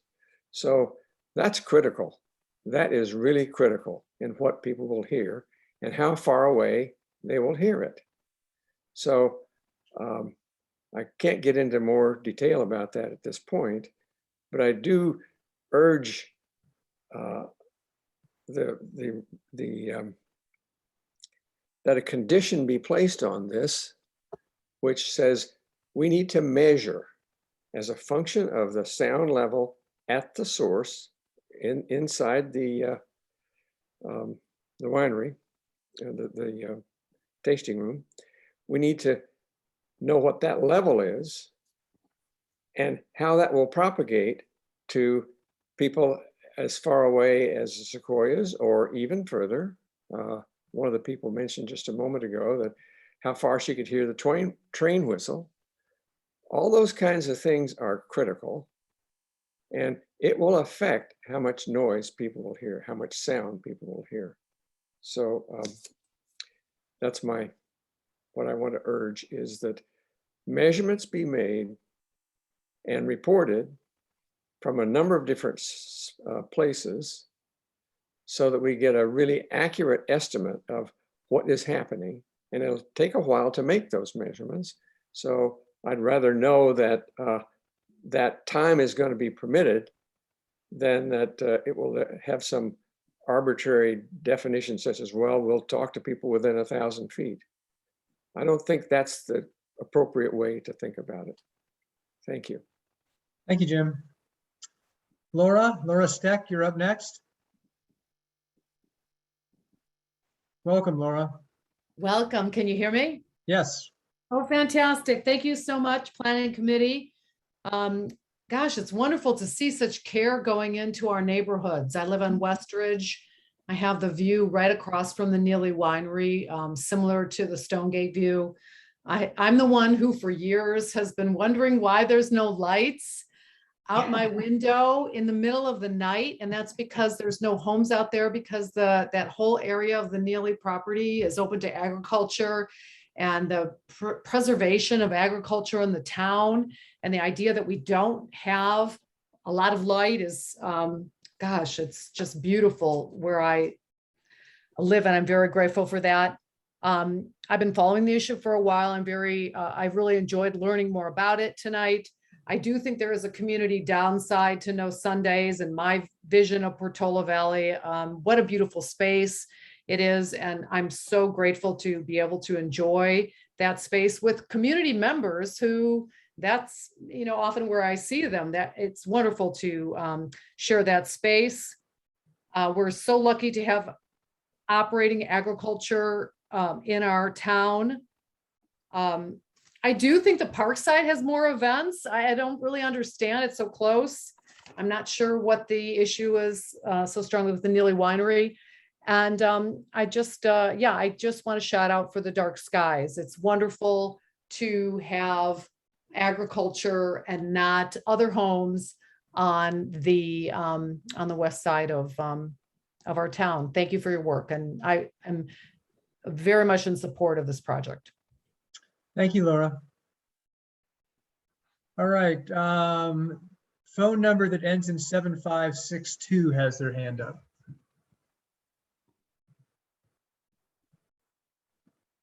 Is this Caroline? Good evening. My name is, yes, it is. Welcome. Thank you so much. Thank you so much. I'm opposed, not, as I submitted my letter with all the reasons for, we love the Neely family.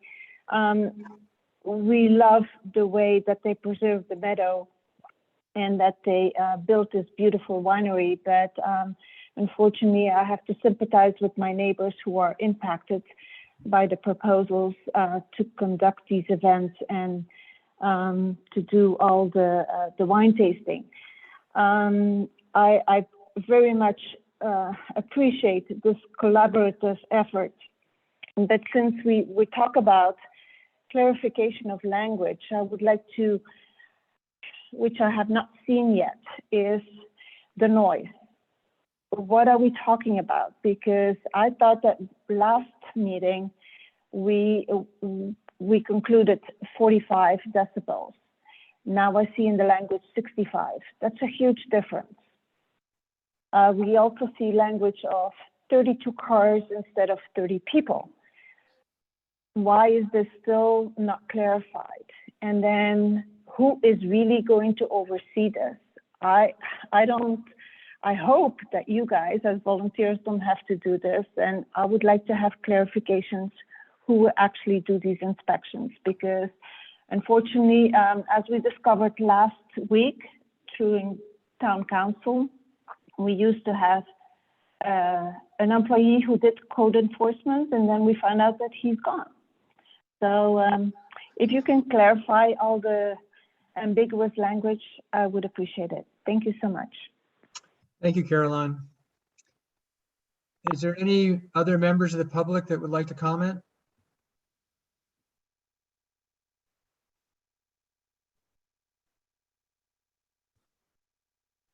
So Marcin, I see you have your hand up. I try to limit comments to sort of one round. So I think we can unmute you, but would you please keep it very short?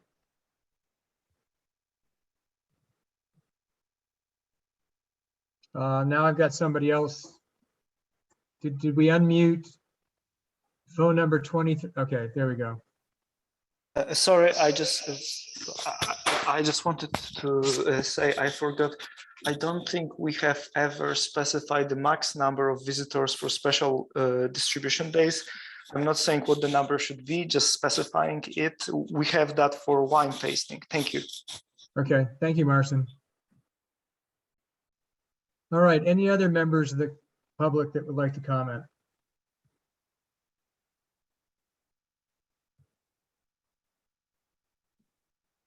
Just going to wait a little bit of time. I know sometimes it's difficult for people to get their hand up.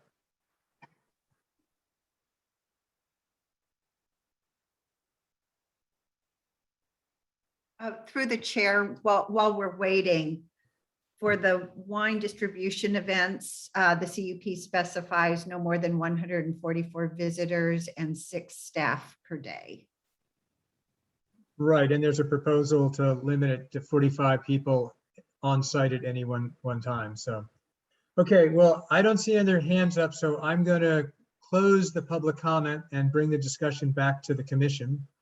Thank you, everybody who commented. We appreciate your comments. Okay, so we have a lot to digest. We've got the list of things that Laura put up as sort of open issues and that Lucy sort of alluded to as some proposals. And then we've got the actual terms and conditions to sort of work through. So I'm curious the sense of the commission, whether you have a strong feeling on the direction. I mean, personally, I'd like to get after some of the big issues, see if we can get some clarity, and then, you know, work out the smaller details with it. And I don't want to, Judith will get on me for this, but not necessarily smaller, but get into the details of the T&Cs. So are people amenable to that? Does that sound like a reasonable approach? Okay.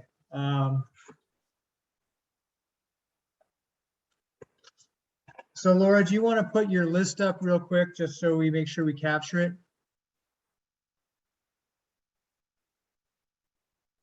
Lisa, if you could share that presentation again.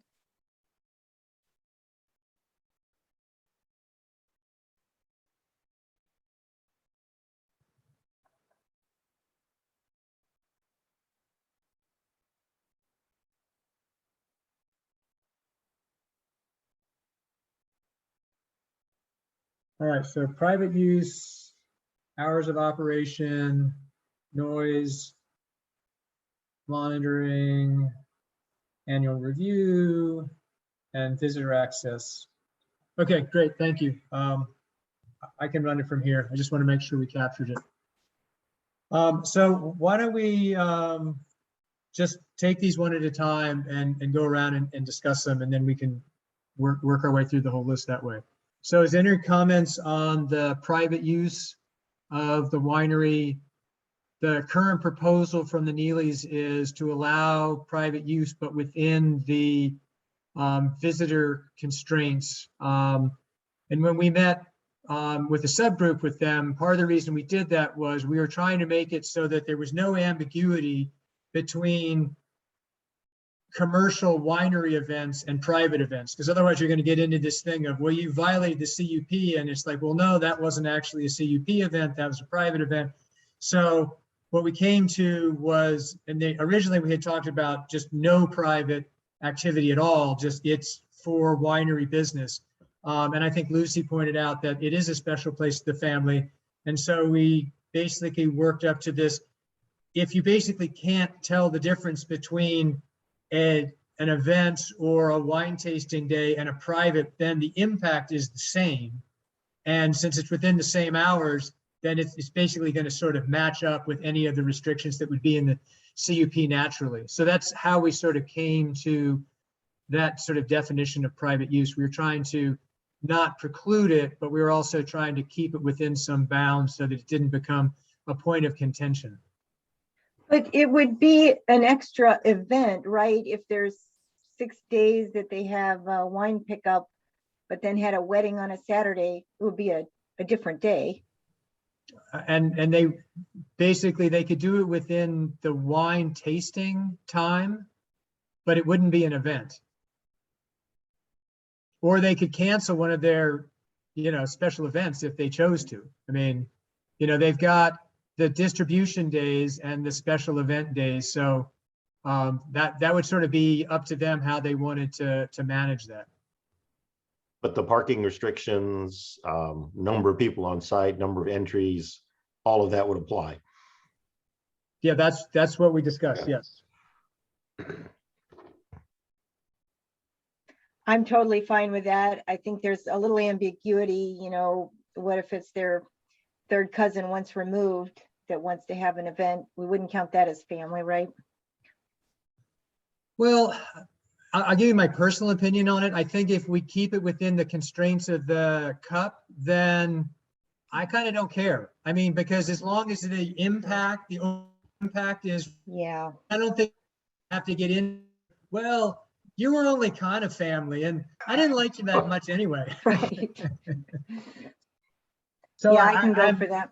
Yeah, so I think it's, it's kind of open for discussion, but that was sort of my feeling is if we manage the impact, then I was less worried about the details. Because I think to the degree we can, giving the Neelys the ability to manage the details and not have us dictate them is a good thing. And I think we as commissioners generally feel that way. Mm-hmm. Craig, just to clarify, I think it was said before, but we're talking about a lot of different things. Yeah. If they have a family event, there is no wine event, right? Those are mutually exclusive. Is that the intent? So I don't think we figured out exactly. My sense was if they had a family event with 15 people and they had 15 wine visitors early in the day and it matched 30, I think that should be okay. Again, I was trying to stay out of the details and just keep the impact to the maximum allowable impact. And that seemed like something the Neelys were willing to do as well. Okay. So the way you get to the numbers is either with this, winery visitor concept and or with the family concept. So in theory, they could have both as long as they're within the limits. Is that what you're thinking? That feels reasonable to me because again, I tried to focus on impact and it's the same impact. And I'm trying to give the Neelys some flexibility because Lucy was saying it's special. So again, we're trying to find that balance point where we didn't have to have conflicts with the CUP and not be so sort of rigid that we just sort of precluded kind of just generally reasonable behavior. Yeah, I mean, for what it's worth, I think that makes sense. I think it's going to be important to get the language right about how it works. Because what we don't want is there to be twofold, on the same day, you could have double the amount because there's also a family event that day. If that's what the group, the commission decides. Right, okay. Other comments on the private? I think I think that makes sense from my perspective. There's a crosswalk that also needs to be made with respect to condition 20, which is the accounting aspect here as well. Okay. Well, you're John, just saying it would be included, right? Nicholas, yeah, it counts Yeah, the same. that would be included. It just needs to be called out and what the nature of the gathering is. If it's in lieu of an event versus in lieu of wine tasters. Okay. John, did you have any comments? No, I'm totally with you on it's total impact we care about, and trying to stay out of the details or even trying to define family, I think is just going down a rat hole. Okay, so I think to Judith's point, let's make sure we get the language to both Judith and Nicholas. Let's get the language right and make sure that it's clear what the intent is. But I think we all agree on the intent is to minimize impact. Okay, great. So let's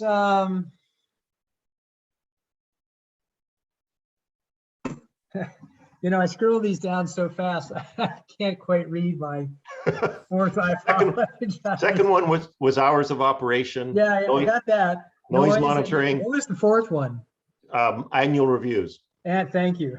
Man, that was looked like and so, okay, yeah. So can we go to, I want to try to knock off the ones that I think we can just get through as quickly as possible. So on annual reviews, I think the current proposal is annual reviews for 3 years, 1, 2 years after that. And then I think we can pick the number 2 years or 3 years on an ongoing basis after that.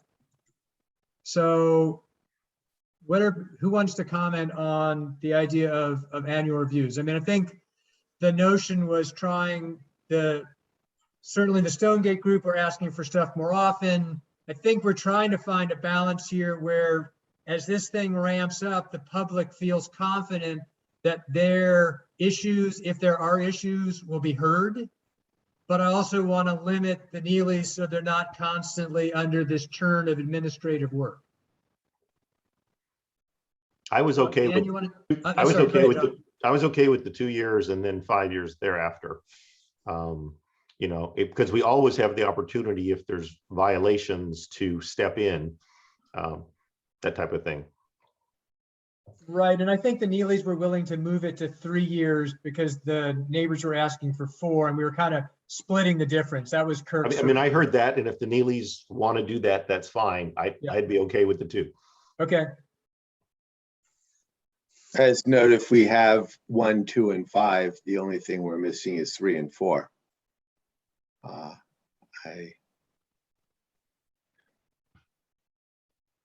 I didn't follow that, Nicholas. I didn't quite either. Yeah, if we're going to have, though, he can count. I heard the numbers, yeah. yeah.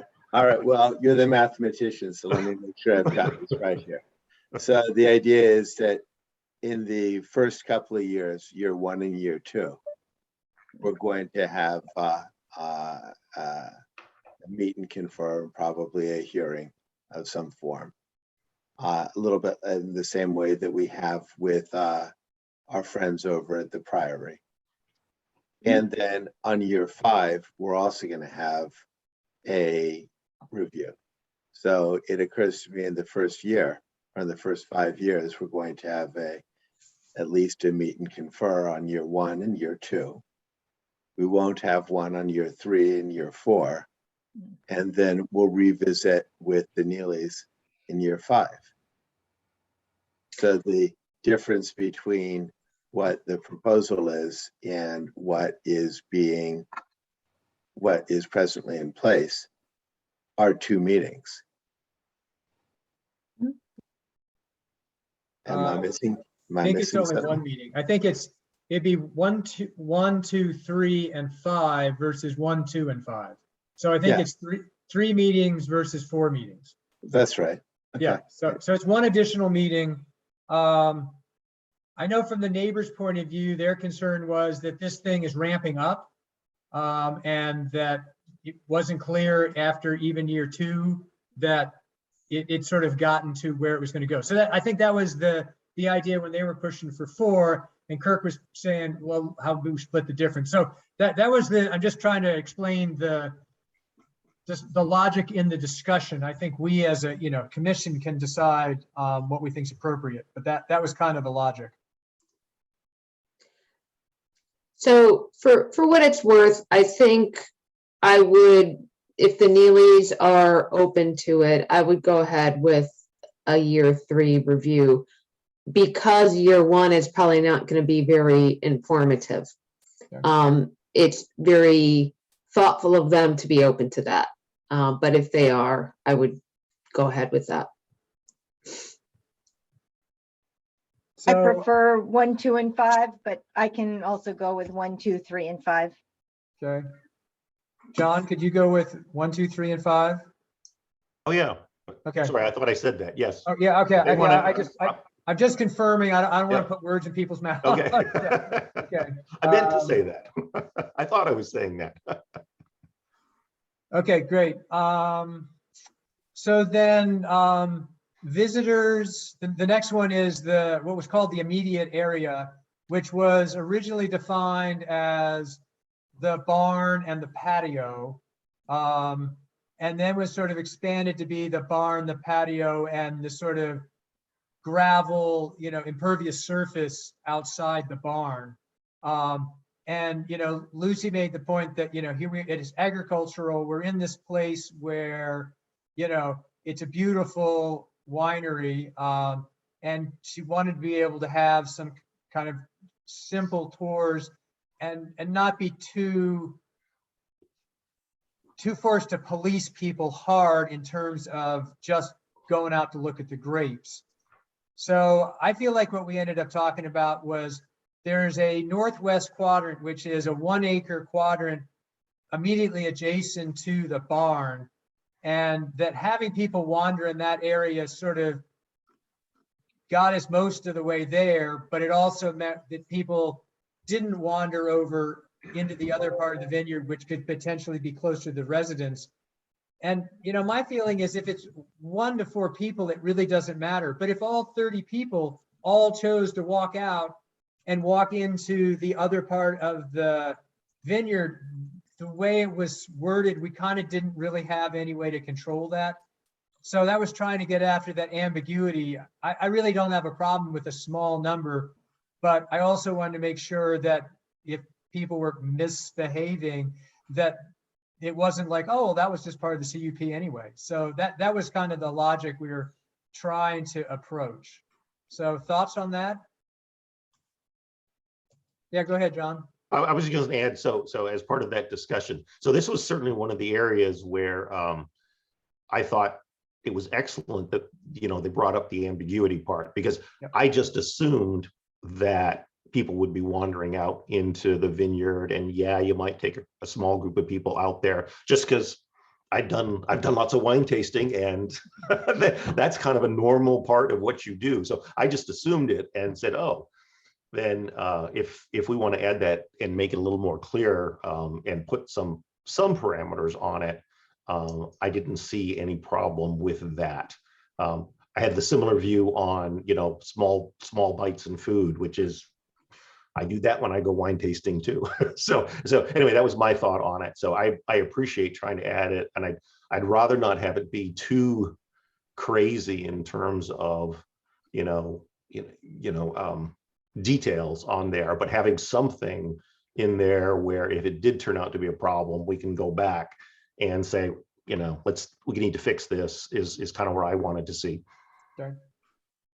Other comments? And my reaction still is, wow, I'd really like to take this condition off. It doesn't seem reasonable to me 30 people walking around, that just does not seem like a problem to me, even near a neighbor. So I wish this wasn't there, but I'll live. If everybody else wants it, I'm going to live with it. Okay. Yeah, I think that the thing we need to be careful of was the noise study was focused solely on 30 people in the barn and in the patio. And by letting people wander around, then potentially the noise study needs to be revisited. And we were trying not to revisit, I don't want to reopen CEQA. I'd like not to reopen the noise study if we can. So that was kind of the thinking of trying to come up with something that sort of kept it away so that the noise at the perimeter, because the northwest thing is nicely situated. It doesn't get near the Portola Valley boundary, and it doesn't get near the northern boundary. So it seemed like it fit. So that was kind of, again, the logic that was at play. And I that part to me, I'm with Ann, is I didn't really think it would be an issue. I was also, the fact that we have the objective noise. I know that we had some people confused about the objective ones with the sound and the town ordinance that applies regardless of whether or not there's a winery there or any event there. We have that town ordinance. So we do have the objective side to fall back on too. Yeah. I'd be fine with those parameters being included. Okay. So what I was wondering is, I think including the parameter of, if it's a 30, if it's a large person tour, 16 people or whatever, keeping that strictly to the northwest quadrant, I think is important. If we could figure out a way to say, if noise becomes a like people out in the vineyard becomes a problem, that people could, that could be a reason for the planning director and 2 commissioners to review and basically come up with more restrictive conditions. I'd be okay with that as well. Because again, I don't have a problem if it's, if it's 1 to 4 people and that really truly is all it ever is, then it's not a problem. It's really only if somehow things go sideways. I just want to make sure we have a way of dealing with that. So I wouldn't mind proposing that we do the limit on the tour part, as Lucy suggested, and that we allow this to be planning director and 2 commissioners' discretion if it's, if it's getting out of hand. Does that seem reasonable, or am I getting too loose? So I have a precedent concern there, because if you're going to include additional restrictions, like, it's one thing to say whether or not imposed conditions need interpretation, but it sounds like you're going beyond that and imposing additional fixes. And I don't know, Laura and Cara, if that's consistent with what we do in other circumstances. I just want to be thoughtful about, what this means for future. Because to me, I would think of discussion of additional fixes might merit the commission's discussion. I would agree with that. I would not want to have the director and 2 planning commissioners be able to apply additional conditions. Okay. I think that could be problematic. I suppose the commissioners could determine if it was something that was going to require additional, if it was just interpretation or would require additional restrictions, and then the commissioners would bring it back to the commission. I like that. Okay. Right. So there's a potential out which doesn't require it, but the commissioners make the decision as to whether it's just interpretation or no, it's a bigger problem than that. So could we say something like, there's the tour part that we've talked about, and then it's limited to a few small groups, and the definition of a few small groups will be subject to interpretation, and if the commissioners aren't happy, then they'll refer it up to the commission. Is that kind of what I'm hearing, John? Yeah. Okay, I could be comfortable with that. Other thoughts? Nicholas, Yeah, you this is okay with Nicholas. I'm sorry, I've got my dog going off right now. But yeah, speaking of dogs and barking, we have a noise requirement here.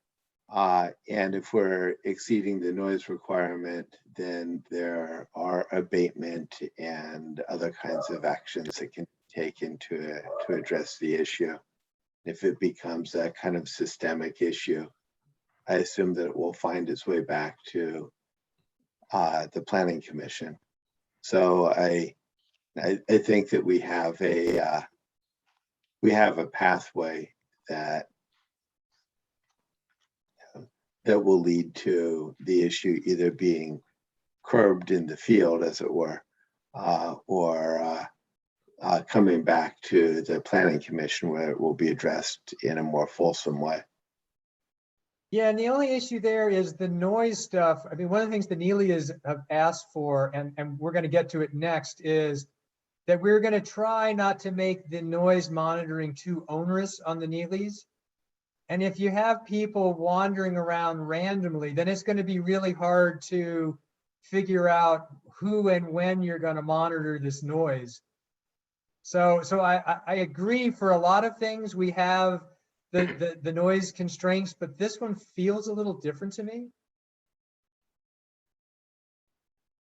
So I actually, with respect to the objective measures, you know, I think that's one where we as a town, we tend to deal with that as a complaint and then check. We could certainly do something on the first couple of meetings, a little more formal, first couple of events, a little more formal than that wouldn't be such a bad idea. But I actually think the reason to get a couple of commissioners involved is the subjective side of noise. It's kind of one of the few areas where we know the objective standards just don't seem to fully capture it. And so having the ability of some commissioners to try to also deal with the subjective side, which really does involve sort of walking out there and hearing it. You know, I know Ann talked about wanting to go out on those first events, and I think I probably will too. Just wander up Stonegate and see how does this sound? How does this feel? And I actually, that's to me is going to be more important. Probably in terms of trying to make things work versus the objective standards. Yeah, the only thing I would add is this proposal is for the tasting part. This is, if there's 30 people there at the tasting, she could take 30 people out on a tour. So this is definitely much more expansive than the special events. True. Okay, so that's what I was saying is we're going to monitor the events. I'm pretty comfortable with that, but I was hoping we didn't have to ask the Neelys to monitor every, you know, because the tastings and the events end up being 355 days of possible monitoring. And that seems like too much to ask. So anyway, so I feel like that's the stuff we're trying to balance. So that's why I guess I was sort of comfortable with your proposal of we do the tour and we sort of say small groups and it will be subject to interpretation. And if a complaint comes in to Laura that says, look, I mean, there were 10 groups of 4 people out there, which is possible because it's a max of 45, then it should come to you guys and then you could decide whether to refer it to the commission. And I just feel like that gives us a flexibility to get to the subjective and is this reasonable without putting too much burden on the Neelys. Right. So, Nicholas, I mean, I hear what you're saying about we've got the noise to sort of deal with this, but it doesn't feel like it quite covers this case. Are you okay with this proposal? You're muted. I don't object to it. I'm not sure that it adds anything, as it can always come back to the PC. So, you know, it's fine. Okay. Through the chair, staff is trying to track this and make sure that we're understanding. So as drafted, we have the numerical items, right? Which is a maximum of 16 visitors and a limit of 30 minutes per group. You're talking about not using that and instead using a small. So you're gonna, so that's, Lucy's proposing that that's for a small tour. Like some people come in, there's a small tour. The other thing we're trying to allow for, so this is an and, not a replacement. Or maybe it's, I don't know. Anyway, this is in addition to, which is if a small group of 4 people wander out into the vineyard, it's fine. If a couple of small groups wander out in the vineyard, it's fine. But if it gets out of hand, then it would come to you for an interpretation that say, you know, 3 groups of 4 is fine, but 10 groups of 4 is not okay. So I think the way that would show up is what Laura would be receiving a complaint of excessive traffic in the vineyard during the wine tasting hours. And then we'd have to get involved, a couple of commissioners, to figure out what we thought was going on and maybe refer it back to the larger commission. Right, if we wanted to put further conditions on the CUP. Right. Yeah. Does that make sense, Laura? You were Sorry, unmuted. I think so. Okay. We're getting there. Okay. Wait, and can I just add, what we're saying is that if it's a tour, it's maximum of 16 people in 30 minutes. What I didn't like was this number that I don't like. I think if 4 people wandered out and then a different 4 wandered out and a different 4 and a different 4, that would be no problem. And I hate the idea that then, you know, a 17th person looks like they're about to head to the vineyard. Yeah, no, you're not allowed to go. We're up to the max. I didn't want that to be a violation, you know, if people like small groups kind of wandered out there. Right, and I think the proposal we have now is that we're not saying that the small groups, the 16 is Lucy's little organized tour. A tour, right. A tour. The other groups, as long as it stays reasonable and nobody has a complaint, it's fine. And if it gets to be too much, then it comes back and we figure out if it needs to be referred to the commission. Good. Okay. So I think, Craig, weren't you on that tour one trying to restrict it to that particular area? So the tour, yes, is restricted to the Northwest Block, and I think that wording's already in the TNCs. Oh, okay, okay. And I I'm wanted to make sure okay. Laura had I that. think we can just start with the small groups, just, you know, because presumably they're not going to go very far from the barn area anyway, because they won't get to drink more wine. They gotta come back for more wine. Yeah, exactly. So, okay, so that's the immediate area. So then let's go to the noise one. So the proposal from Lucy, and Lucy, you may have to help clarify this for me, is to monitor the first special event, basically a nighttime event, and basically provide self-monitoring for 2 years, which means they could provide the noise data for us for 2 years, and they could put that in on the quarterly report. But for the first event, they'd hire a professional sound monitor. I don't know exactly what that profession is, but that would be the idea. Did I capture what you're proposing? Yes. Okay. So commissioners' comments on that? I mean, noise, I would say, is probably, you know, this is one of the hot button, you know, local neighbor issues, obviously. I mean, and, you know, one of the things I think we're trying to do is provide them a level of comfort that after, you know, doing this for a couple of years and having it not be a problem, then everything's good. And if it's a problem, then we fix it. But I think it is important that we address this because it is sort of a hot button issue. And what is professional monitoring? Is that going to be clear to everybody? They go out and they put the sound measurement devices on the property line a few places. I still want to argue, I'd much rather have 2 commissioners will go out to the first 2 events and walk around by the neighbor's house. Yeah, I think we can do that anyway, though. Yeah. I mean, I think the idea of having somebody professionally monitor it was an objective standard. I think the great thing is if you went out and wandered around and we had the objective measure, and I'm just making an example here, you said, wow, we were up there and it was pretty loud, and we went and looked at the objective standard and said, huh, it meets the number, then that would make us think that there's something about topology or something else that we didn't get quite right. On the other hand, if it's, you know, if you're up there wandering around and it all sounds fine and we're within the objective standard, then I think we're good. Wait, no, let me continue that. If I'm wandering around and I can't hear anything, but it's over the objective standard, what would we do? In my mind, the thing that matters is we're walking around by the neighbors.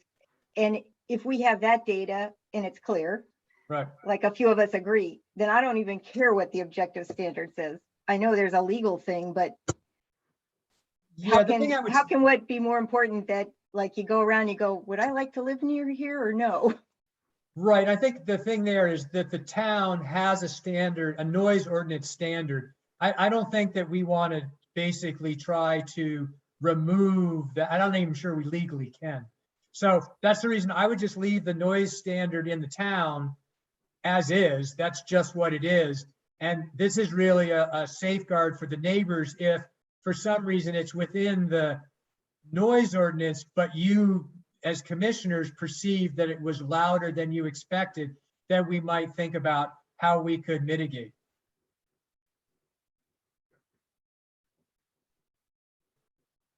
How expensive is it to hire the professional people for an event? I don't, Lucy, do you know? You know, all this is new to me today. I haven't looked into it yet. Yeah. I'd hate to do it if it's, or put that as a condition if it's too expensive.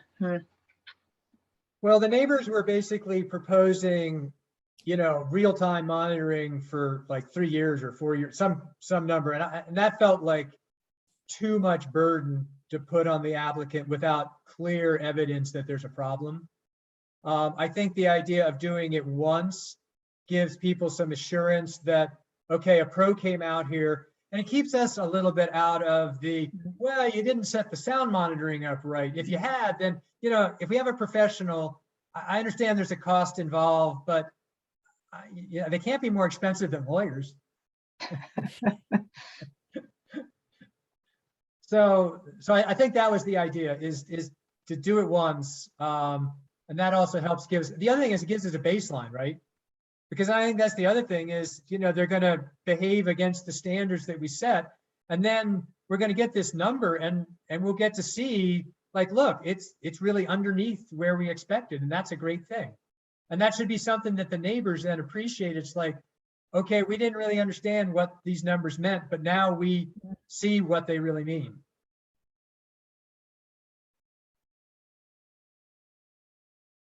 And through the chair, we did have a draft language of a condition of approval for this, if the commission wanted to hear that language.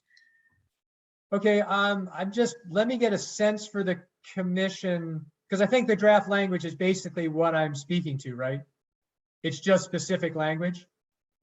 It's just a little more specific. Okay. So can we generally live with this condition? If we can, then let's have Laura read it and see if there's something in the details, or is there still kind of a larger set of issues that we want to discuss? I'm okay with it. Okay. John, you okay with it? I can live with it. Okay. I do share Ann's concern that we may be being much harder on the Neelys than we ever have on anybody else, but whether or not that's really necessary. But if it gets it through and the Neelys are okay with it or willing to live with it, then okay. Okay. Ann? Yeah, no, same. Okay. Nicholas? Fine. Okay. So yeah, could you read the language that was there? Applicant shall retain a professional noise consultant approved by planning staff to measure the noise during the first nighttime event and shall report the findings to the planning and building director. The applicant shall purchase noise monitor equipment and self-monitor from nighttime events at the property line to the north and east. Events shall be adjusted as needed to comply with the town's noise regulations. The town retains the right to conduct independent noise monitoring at any time. Okay, thank you. So I think that captures the sense. I mean, it's a little more legalese, but I think it captures the sense. So unless, I'm sorry, Craig, I Okay, missed go ahead. in the discussion, I missed the fact that this would be an ongoing, in perpetuity kind of monitoring activity. 2 years, I think, wasn't it 2 years, Laura? The self-monitoring, I thought we agreed for 2 years. Good question. That's what we intended. In an earlier version, this worked in conjunction with another condition that eventually got changed. Okay. So the idea would be to do this for the same amount of time that the quarterly reports are being done. So Okay. if the quarterly reports are for the first 2 years, then this would also be for the first 2 years. Okay. And did it say the applicant would purchase equipment? Yeah. Yeah, should it just say acquire? I feel like, oh, maybe you just lease this kind of stuff. I don't actually know, but Acquire, I think, is a good word. Doesn't have to be purchased. It's not really expensive Oh, to buy okay, sound fine. monitoring equipment. okay, buy it. That's fine. But why don't you put, well, let's just put acquire in. I think that's a good change. That way we don't have to get into whether they buy it, rent it, borrow it, whatever. Right, borrow it might be good. Yeah. Yeah. Yeah, you borrow it from the library, right? I don't know. Yeah. So Nicholas, other than making sure there's not in perpetuity, are you okay with the rest of it? I think it's fine. Okay, great. Okay, all right, so then the last one of these big things is hours of operation. So I spent a lot of time today sort of doing shuttle diplomacy, going back and forth between neighbors and the Neelys and stuff.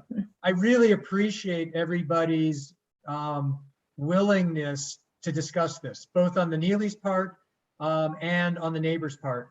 It's hard for both sides.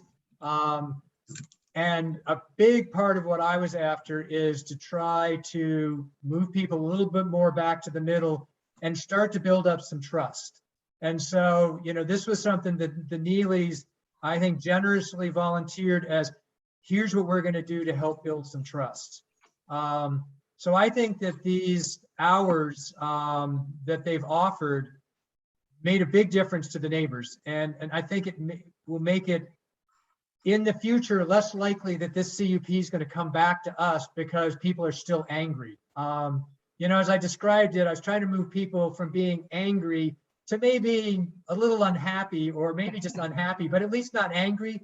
Because I think if you can get to that place, then I think as you see how it unfolds, then, you know, it's like, okay, maybe it wasn't as bad as we expected. And if that's really the case, then if you're already come down from being angry to unhappy, then you can kind of go, okay, I got it. And so that was what I thought was generous about the proposal. And I really thought it helped move it forward with the POMP group when I had discussions with them. So I personally feel very strongly, and I also say that this is Lucy's proposal, like Lucy came up with this proposal. This is not something that I came up with to try to bring them together. Lucy came up with it.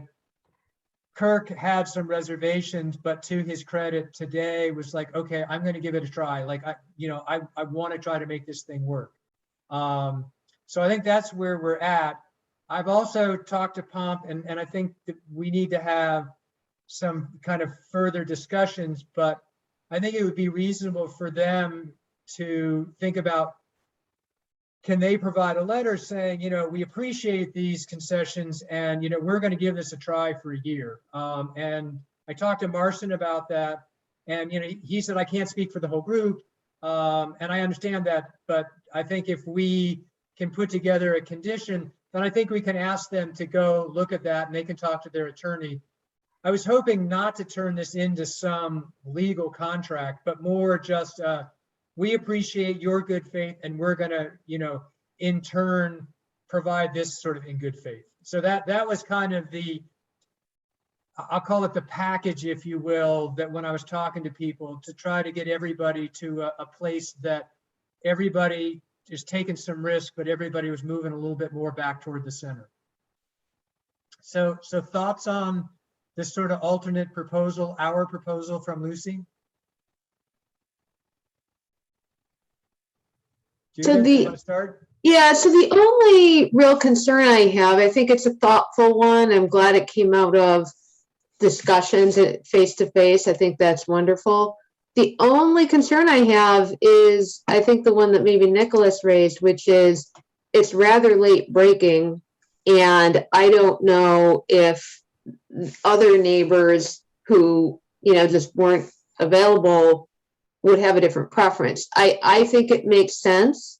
I can support it. I just don't know procedurally, you know, did we have this go through the process enough? And there I would defer to Laura and Cara about, you know, did this need more airtime because it's a late breaking change? Okay. Anne, what's your sense? Yeah, I think it's great to have a compromise that kind of gets everybody over the hump. because I agree the things that are scary about new things is just the unknown, right? If you know how much traffic, how much noise. So I love the idea of kind of way to ease into it. That said, though, I think many people in the community are going to be very disappointed that there's not times on Sunday, that, you know, if you work, their only choice is to come Saturday and Sunday if they wanted to come. So I would love it if we would start this way, but work into it if we can think of a way that if, and this is a huge if, I'm not saying this will happen, but if the Saturday hours are, you know, go smoothly and it's not disruptive to the neighbors and it's not noisy and they hardly know it's there, that we have a way to systematically review this someday in the future and see if it makes sense to add Sunday, if and only if it's gone smoothly up to that point. Okay. And certainly the Neelys have the right to come back and ask for changes to the CUP. You know, that they're willing, they've been willing to volunteer not to add any nighttime events for 3 years in the project proposal. But certainly in terms of if they came back and said, we really think we need to change the hours, I mean, that's within their rights. And we're not going to limit that in the CUP. Right. I'm just hoping that this gives us a year's worth of data, which I think is your point. And at that point, it'd be a lot easier for people to say, okay, maybe I was too fearful, or no, man, listen, we've lived with this crap. It's horrible. Exactly, you know? right. Yeah. So, but we'll have so much more information in a year that a lot of these things that we're speculating about, I would hope will no longer be speculation, or at least greatly reduced. Right. And my only caution is that I felt like in the discussion up to this, there was a lot of look back at other CUPs, and it was easy for people to mistakenly think, like if we say the hours are Monday through Saturday, that then some people misinterpret that as there will never be wine tasting on Sunday. And that's not what we're saying. We're saying right now in 2021, we're going to have these hours, these conditions, but we're not saying you can never come back. I do wish that was more explicit though, because I think when you go back and read these, it's not totally clear. Okay. Yeah. I guess I hear you, but I think it is implicit. I mean, they have the right to come and ask for changes to their CUP on things we haven't even thought about. I mean, you know, I agree, we haven't even right. considered it. So I think that's implicit in the discussion. John, go ahead. So I would be prepared and was willing to go along with the kind of the proposal as is with the hours. I think what we've done in place is actually sufficient to guard the neighborhood, because we have a way to pull back if we need to, because that causes problems. And we spent a huge amount of time crafting language around you know, preventing and dealing with all the issues that neighbors raised. You know, and by the way, and I do like Judith's point, is we haven't gotten a lot of feedback. I know at least one of the letters I read objected to more weekday hours. Maybe that's an outlier, but you know, and I did appreciate the person on the phone call saying, well, hey, wait a minute, I was kind of hoping to have it both days of the weekends. I thought that was a benefit to the community. So I think what I'm saying is I wouldn't approve the hours. I wouldn't vote for the hours change tonight. I would have to wait for more feedback on that. I could vote for the hours as we worked on over the last couple of years. Okay. Yeah, I guess, you know, I appreciate this process question. I think my big goal for tonight is if we can come to some agreement on what we want in the terms and conditions, then I think we can get them written up and we could bring them to the meeting 2 weeks from now, which would give the public ample time to review the whole thing. Because there certainly are enough changes here that I think we need to see all the wording for all these different things. You know, we've only done the top 5 and now as soon as we finish this, we're going to go into the details and the T&Cs. And if there are other changes there, we definitely need to make sure that when we're done, somebody gets to read something that doesn't have red lines through, you know, a third of the T&Cs. But what I think is important is that we as a commission provide guidance to staff to write the T&Cs so we don't come back 2 weeks from now and say, oh, well, this is still an open debate. Because I think that's what the Neelys are worried about, is that this becomes an open-ended, you know, it gets continued and continued and you know, like we never get to the end of this process. And I'm sympathetic to that as well. So I'd like to propose the alternate hours. If I can. Yeah, I'm sorry. Go ahead, thanks. Nicholas. Yeah, I mean, in a certain extent, this isn't our application, it's Neely's application. And we have a yes and no kind of, and this is more of a kind of living room conversation. Maybe we're providing direction to the applicant is what we would like to see in the application, but it's a little open-ended. From my perspective, it wouldn't be my first choice. If this is what the applicant wants to do, then I wouldn't stand in its way. But Okay. It's not my choice. It's the applicant's choice as to what the applicant wants to put forward.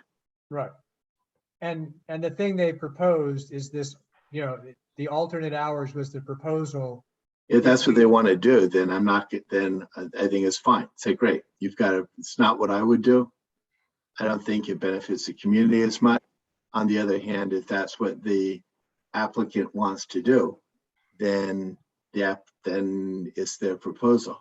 And Right. I don't object to it. Right. My point was, I think that we as commissioners need to give staff directions on what to put in the T&C. I think what I'm hearing you say is we should put in the T&C what the applicant is proposing. And then I was additionally going to say that I think we need to get the whole package reviewed at the next meeting. Yeah. I mean, if this is what the applicant is proposing, then it should go in and then we should go and consider it. Wouldn't be my first choice, but it won't irrevocably damage my view of the project. Okay. Okay. By the way, and after hearing our discussion, the Neelys wanted to think about what their actual proposal was. I wouldn't have any objection to that either. It would just be, they'd get it in and we'd get it out for review. Yeah, the only thing I would say is this is the linchpin for a lot of other agreements where, you know, I think Pomp and some other people are willing to sort of back off. And I think if we leave this open and we don't give staff clear direction on what the T&C should be, then I think we're going to be back at this next week with Pomp going, and now we have all these other demands because we're not willing to back off anymore. So I'm okay with that. I think Yeah, I think they've been more than accommodating to Pomp. And it's not a matter of accommodation. It's trying to get something that everybody can agree on. I mean, one of the things the Neelys would like is they'd like this not to be appealed to the council or to get in a lawsuit. And that's Then they should part go of getting- negotiate. They should go negotiate. And respectfully, I don't view it as my job as a planning commissioner to negotiate a deal between opposing sides. I think that's what they do. Exactly. And I think they've agreed, the two sides have agreed on something. So I feel like we're trying to open it up. So it's weird that I feel like the comments we're getting here are trying to open up something that I feel like the Neelys are willing to do and was a good faith gesture. So either we can give staff direction to put this in, or we can say we're going to continue this discussion to the next meeting that we discuss this. So I think Nicholas called it. It's like they can put in what the Neelys decide. Okay, fine. So the Neelys will give them feedback before the next round of TNC. Okay, and yeah, that's, we'll move forward on that. Okay, so then I think that's the sort of big issues that weren't redlined in the TNC. So I think we're at the point where we can go through the TNCs themselves and try to have any discussion on the issues that are there. So Judith, you obviously had some. Do you want to start? Yeah. Just Hey, scrolling. if I can, as a process matter. Yeah. Can we go through them sequentially, just so that we can go and hit each one rather than go through them for each commissioner? Better too. So we have the resolution, we have Exhibit A and Exhibit B, right? Yeah. So maybe you just take those, and then once you hit Exhibit B, we go line by line. I don't know if, like, I have a couple comments on a couple of things, not much, until you get to the TNC. Yeah, so we could take it in big chunks. Could we start by going round robin on the resolution itself?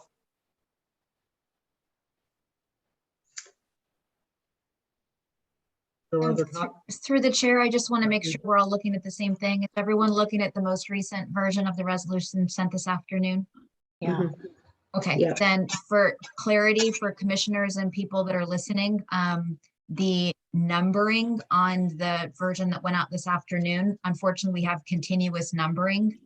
So it doesn't restart for 2 different CUPs. So I just wanted to point that out if versions. So that was just a clerical mistake that we made.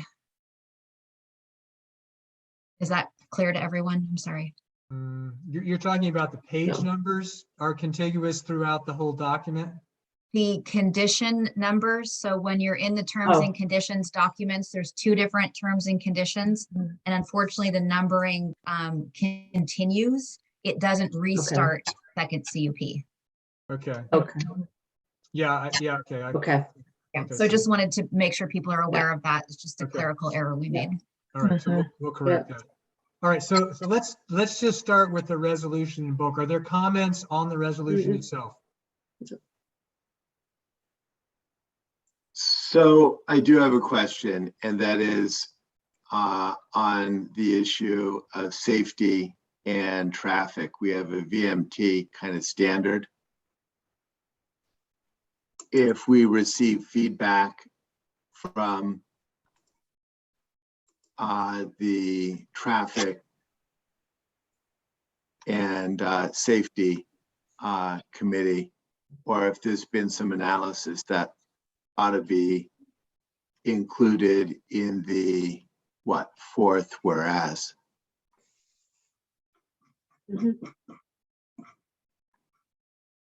We did take this project, the traffic analysis, to the Bicycle Pedestrian Traffic Safety Committee. They didn't provide any specific comments.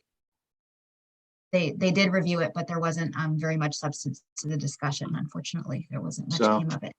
then, I would identify that if there was an analysis, and again, it is sort of a traffic, but it's a VMT analysis. But I would at least reference that it was analyzed by that committee.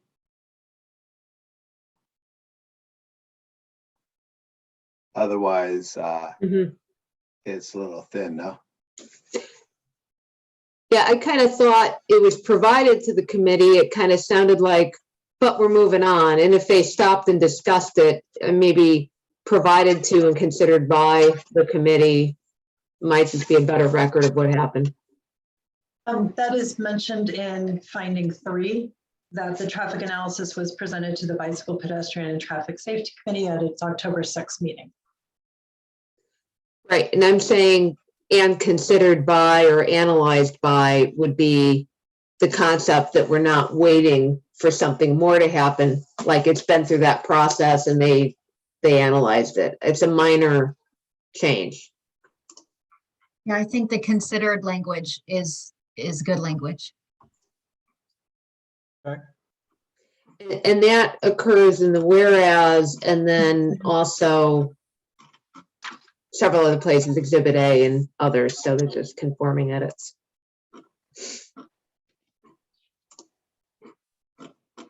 Okay. Other comments on the resolution? Okay. All right, so moving on to Exhibit A.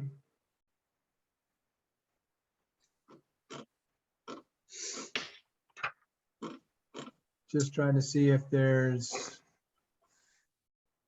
yeah, so there really, as far as I can see, I think there are no red line changes in Exhibit A. Is that right, Laura? That's correct. Okay, so are there any comments on Exhibit A? Well, keep in mind that we've not gotten to the level of wording before, Craig, so I'm not trying to open up anything. It's just there's a few areas where they're saying there's no impact versus a minor increase in traffic. I'm assuming all that's fine from a documentation standpoint. This is mainly for Laura and Cara. Does it need to be more consistent on those points? I'll leave it to you to look at it and see. I don't have a strong view. Would you want to provide them suggestions? And then, I can. Sure. Staff can decide whether to incorporate that? Yeah. Okay.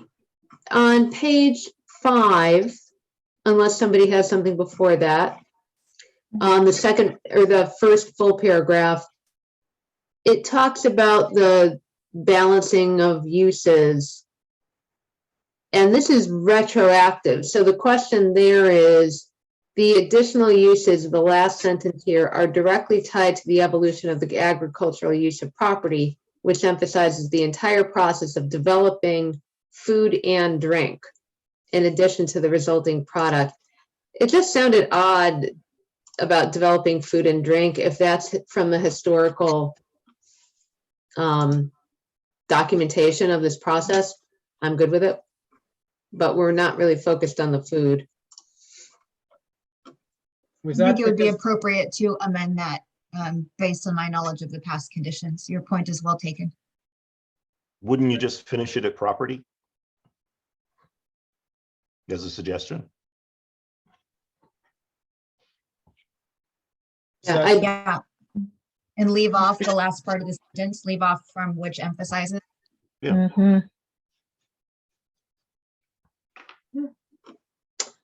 I like that. Okay. My next one is on 7 at the bottom of page 5. I don't know that we found that this finding does not apply. I think we had discussion around it. This is the, are we saying how the interpretation of Title 18 zoning works when there's an alternative basis to make the finding? So I'm personally not convinced that we found this finding, but I am comfortable that as between the two alternatives, we got there. So I don't know how important it is, but I don't think we took a vote on whether Title 18 was interpretable one way or the other. And is that necessary language?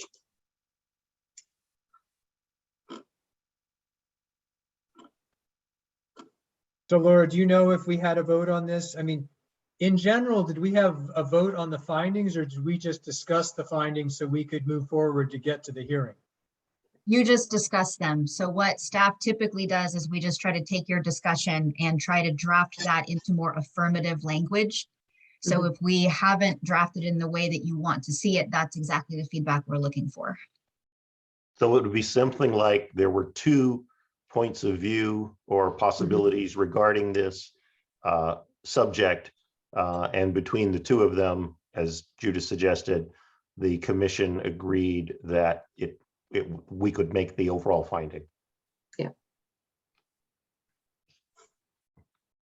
Yeah, I think you just need to change that as a threshold matter, and you could readjust per John, and that would get me where I need to be, subject to other comments.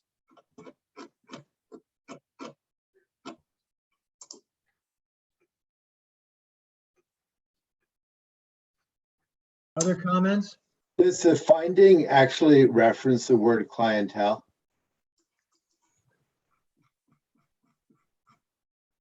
Majority of the clientele? Is that the actual standard? Yeah, that's taken from the zoning code.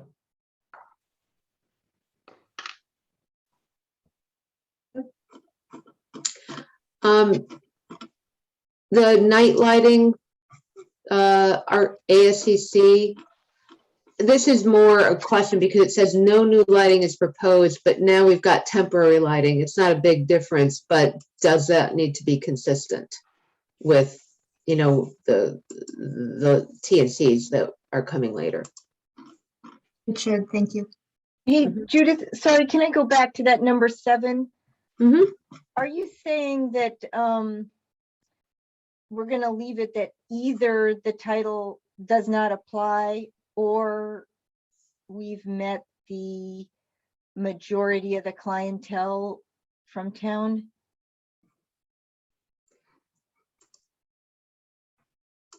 I think we're saying we can make the finding on one of two bases. Right, but don't we have to make it on one of them? I thought we had already discussed this and we thought that this did not apply. It seems like a new exercise to me if we're going to try to say that a majority of the clientele comes from town. You know, there's a lot of details in how you define that. I didn't agree with that.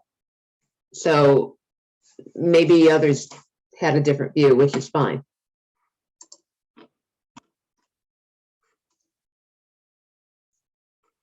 I think we just need to make the finding and we don't need to explain whether or not which part we cared it about. didn't apply. Right. I think we just make the finding. I see each of us could have used a section in our own mind to get there. And if we determine that it doesn't apply, then we should simply identify that it doesn't apply. Okay. Another way to do it, if you want to take a separate vote on each one of those findings, and as long as 3 of you support both findings, we could include them both.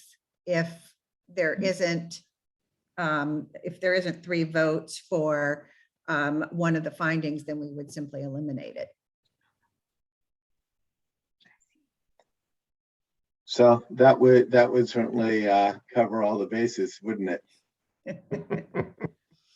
So can I propose that we put this on the list for the next meeting? You know, because I think this is where we're going to have to, we could have a discussion, go through the findings, vote on the findings, because, you know, we've just had study sessions and talked about this stuff, but now we're getting down to, we're going to wrap this up. So I think we do need to go through and vote on each one of them, have the discussion recorded, and that way we can capture the concerns around each one of these.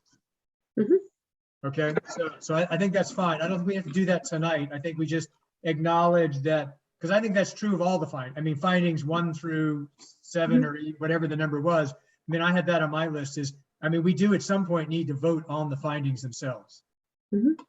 I'm sorry, through the chair, I don't think you actually, unless it's part of the process that you're using, you don't have to vote on the findings. Where the findings are representing the, the collective thinking, the rationale of the body as a whole. So as Mhm. long as each of you feels like the findings reflects, within reason, your rationale across the body, then that's fine. You just adopt the whole resolution with the findings. Okay, yeah, and I guess what I'm hearing is I think we should actually vote, not that we have to vote on each one individually, but I think we need to vote on the findings. So there's a room to record discussion, because I think I'm hearing from Judith that she doesn't necessarily agree. And I Mhm. think I'd like to have a vote on the findings that may be 3-2, 4-1, 5-0, whatever, separate from, we have a proposal to approve the CUP. Because otherwise, I think we could end up with the disagreement on the findings reflected in the vote on the CUP.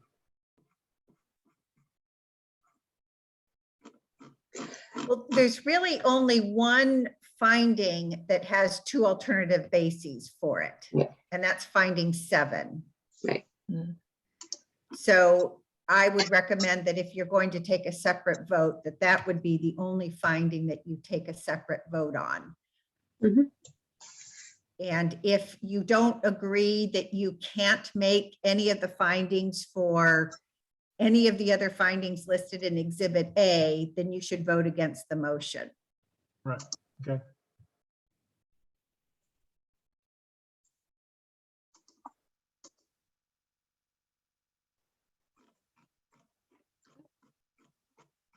All right, well, can we put off voting on the alternative until next week? Or, I mean, not, next meeting, sorry. Mhm. Okay. Do you have more comments on Exhibit A? Mhm. Thank you. Nicholas, do you have comments on Exhibit A? No. Okay, Anne? John? No. Okay, great, thank you. All right, so then let's move to the meat of the matter here. So Exhibit B are the terms and conditions. So there's lots here. Who wants to lead off? I'll lead off on the second paragraph, wherein it says the CUP allows only those conditional uses, and it'd strike physical improvements and include site improvements or site development improvements.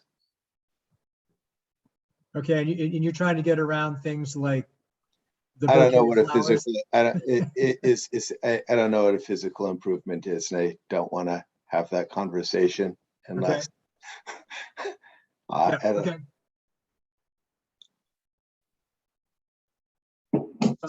Other comments in the T&Cs?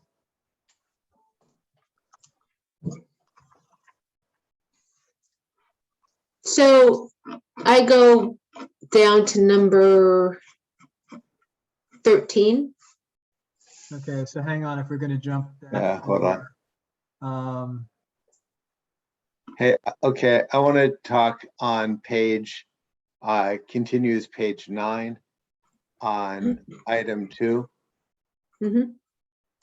I don't know why we wouldn't want to have the option of serving as a point of comparison somebody else's wine. But, again, if this is a Neely proposal, it's a Neely proposal, and I'm not the guy running the show or the gal running the show. But I looked at that and thought, yeah, that doesn't make a whole lot of sense. I understand why we wouldn't want to turn it into a liquor store. But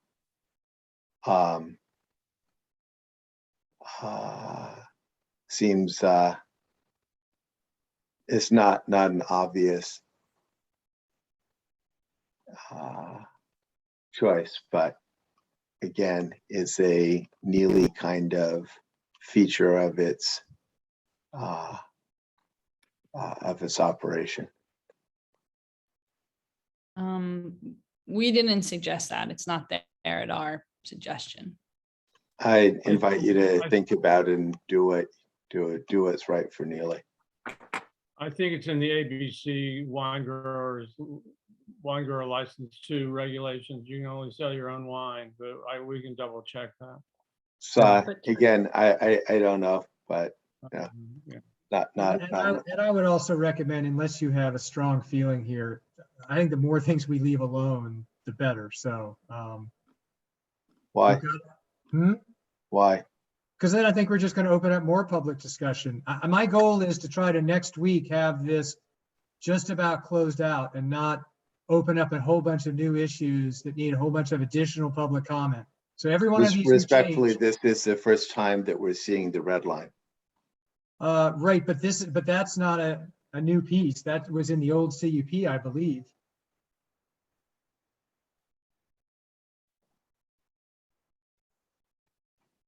Through the chair, this is an Yeah. attempt to tie it more closely to the municipal code as well, because the code under conditional uses has the wholesale and retail trade of wine produced exclusively on the premises. Right. So it's tying it back to that. Okay, thank you. So it's fine the way it is.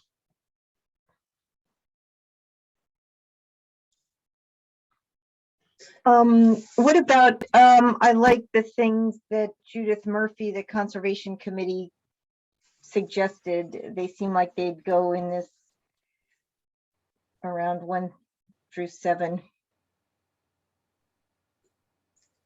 Sorry, what number, Ann? It's an addition, so it's not a number, but it feels like it should go in, if we're going to add something, it feels like the topic is in the 1 through 7 section. Or does we just refer back to the original one? Oh, Was it- yeah, she said it was in earlier ones, so if that's the case, that sounds better, easier.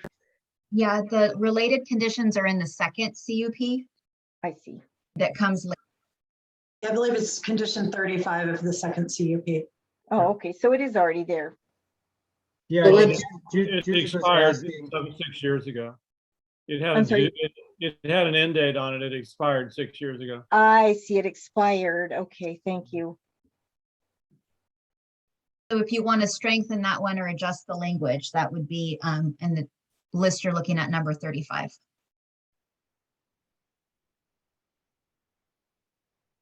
So if that doesn't apply, do we need to have some kind of nexus here?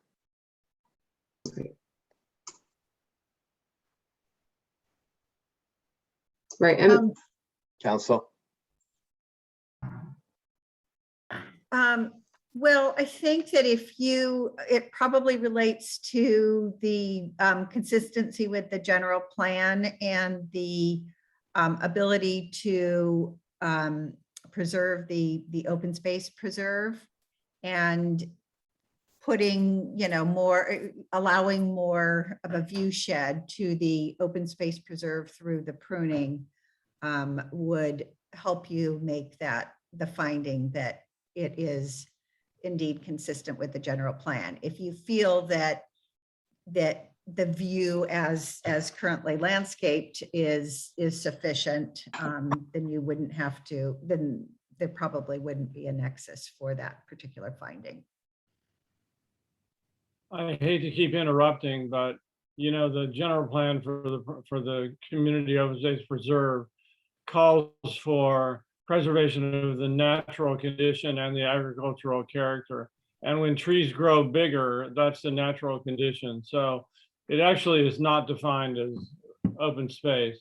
It's defined as natural condition and agricultural character. And we've met both of those criteria quite well. So we don't mind working with the Conservation Committee, but they should have an expectation that we're going to be pretty selective. So have Judith call us. Yeah, we're happy to work with her. That sounds great. If you guys can do that and do what's right and work with staff to have a condition that. And we're would- also very happy, to work with her to make sure that specimen oak is well protected. Great.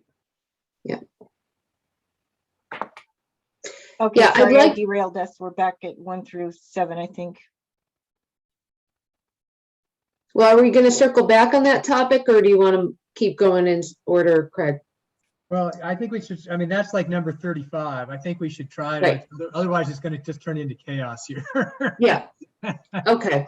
Because I'm already trying to take my list of notes here and try to figure out where they slot into, the numbering. So yeah, we may get to the end and then we'll have to go back and close up the leftover pieces. Okay, so I had something on number 13. Does somebody have something before then? Yeah, that's the music stuff. I've got that one for sure. So my issue is, is the town rule, there's no amplified music outside, regardless of where the origin of the music. I thought that was part of the town regulations. It's a very common condition. And something that we see reflected on a lot of projects for no amplified music outside. So I know you're trying to allow indoor music, but amplified live music or amplified speech does mean that someone could amplify outdoors non-live music. And I don't think that's what the Neelys are looking to do. I don't want to put words in Lucy's mouth, but do you want to take a CD and blast it over the vineyard? I don't think that's what you're looking to do. You just want to play indoors. So I think the language here needs to be adjusted to distinguish indoor, outdoor on the non-live music. Outdoors, not allowed to be amplified. Indoors, whatever the normal rules are. Yeah. Just eliminate live from 13. But it was just added. So it was added for a purpose, I thought, out of a recent discussion that you guys had. But yeah, if you took out live, that would do it. Well, no, but the problem is it doesn't say outside. So I think you'd have to take out live and then add the word outside. Yeah. I think that's cap. Yeah. Yep. I think we know intent. I think we could ask staff to clean this up because I think we're all clear on the intent that non-amplified live music, we've got a bunch of conditions. Amplified music is inside based on whatever town standards are. Yeah. Yeah, okay. Laura, does that give you enough to direction to redraft? Yeah, I think it does. Okay.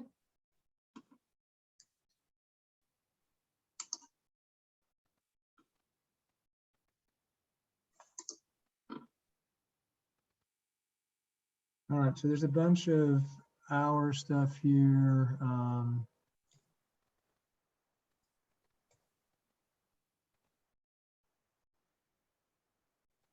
So one question, one thing I do want to make sure, I mean, it seems like generally in the proposal, staff has been defined as 6.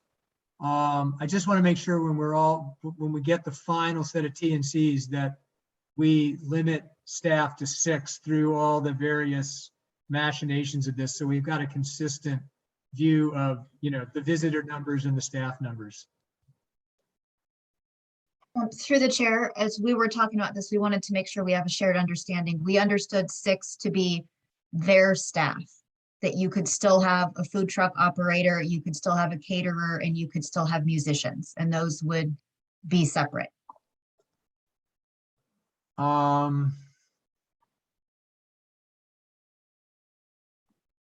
Okay, and are these total No, numbers? this subject is to the- just, staff discussion. We didn't discuss this with the Neelys. Yeah, no, that's fine. And this, I think we're trying to get to ambiguity. So how does this reflect against the 45 maximum cap? So is it 45 people plus these other people? Is that what we're proposing? Or are we proposing 45 is kind of the total number of people on site?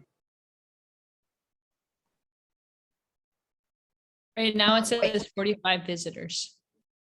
45 visitors, and that's for tasting times. The musicians and catering are for events. Right, but what we had talked about in our subgroup was it was 45, it was a max of 45 for tastings and the events, because the events are going to get spread out over time as well. So I think I'm okay with, I mean, maybe we define some maximum number. I mean, so what was it? So it's, I mean, I guess what I get a little bit nervous is, I mean, if a caterer brings a crew of 6 people and it's 6 staff, that sounds like too much. I think if we just said, you know, they can have 8 staff and that can be the food truck, whatever they need and whatever the caterer needs, or some, maybe even if it's 10, but just a fixed number of, this is the total number of staff people, and they can parse it out among the different functions. Hey, may I just back up? I understand what you're saying. And I think that some number like that makes sense. I want to make sure with with Lucy, whether this, it seemed like it was, we were unclear whether this was a tasting or if this was some other kind of event. Are you asking about for the 45? Correct. Or, yeah, when we talked about in the subcommittee, 45 was for any day, including events. So there's a Portola Valley Day where there will be a max of 45 people. At any one time. At one time, 45 visitors at one time. And the goal was to sort of spread out the load so that you didn't have 140 people there all simultaneously. Like at a football game.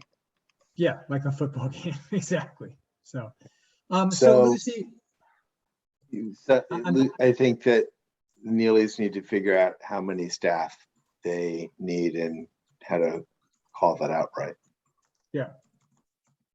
And what I was going to ask is, Lucy, would you be comfortable just coming up with a number? Like, I'm not interested in parsing it out into separate buckets. Just, can you pick a number and that includes all non-visitors? Sure, in this moment? No. So I think what we're saying is, sure, we can do we're that. going to basically provide staff some numbers, carefully thought out, and they're going to put those into TNC so we have a solid set of TNC. So there's no ambiguity. But no, I don't need you to guess at that number now. Yeah, I think we were not considering musicians as part of staff. They're not typically so. So we can add the musicians in and come up with a little higher number. Yeah, or you can give me staff and 4 musicians, because we capped the musicians at 4. I'm okay with that. I'm just worried that if it's like 10 caterers come in and 6 staff and 4 musicians, that's starting to get to be a lot of extra people. And again, this is that sort of worst case stuff we were talking about. But if we can just, you know, parse it into like musicians and other non-visitors would be, you know, fine. I think we're fine with 6 staff plus musicians plus 144 Well, visitors. We'll come back to you with a number. of We'll that. study it. Yeah. We'll study it. That's good. And Thanks. just, Craig, I appreciate the exploring the worst, you know, alternative, but if we had 10 caterers, we'd have to pay them all. You're right. That would suck.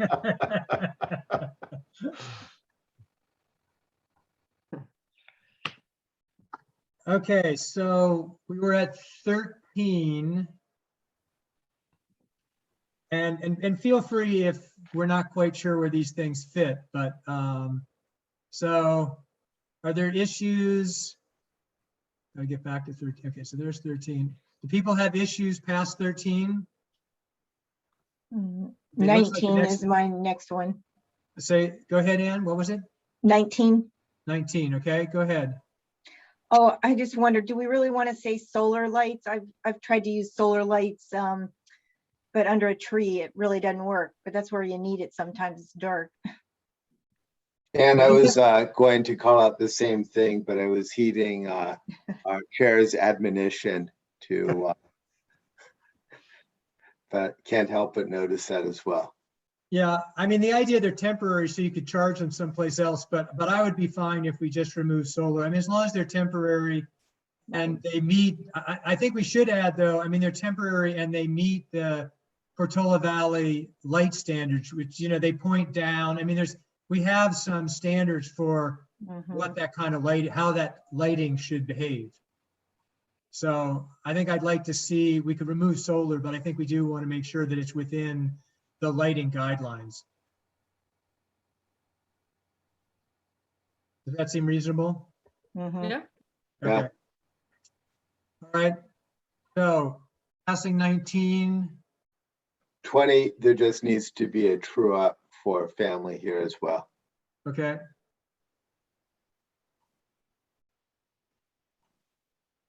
All right, passing 20. 24. Okay. Actually, I think on 22, there was a suggestion that the weekend wine distribution was like one event. It had to do with, you know, when they decide when to report, that kind of counts as one event versus two events. Right, I don't think the distribution is actually an evening event though, in any case. Oh, you're right. Yeah, But I think Nicholas was bringing that up, and I think that's right. I mean, if we wanted to review a distribution day, I think we should review a distribution event, which would be a distribution weekend. Right. But I don't think, unless we have to do, so advice to staff, if there's something having to do with reviewing distribution, let's make it a distribution event, which would be both days. Because I think that's our intent, is to get after this What happened? particular event. Yeah. But we kind of want to define a distribution event is defined as the 2 days over the weekend. Right, Yep. which was higher up, there were 3 events of a duration of 2 days. That was the point Nicholas brought up, which seems like a very long time ago to me now, but that was the point, was you can have 2 days be one event. Yeah, okay.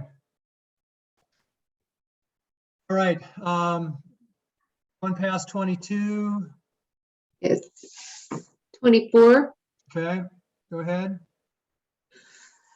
So to me, it starts out pretty broad, right? May desire to offer new and different amenities.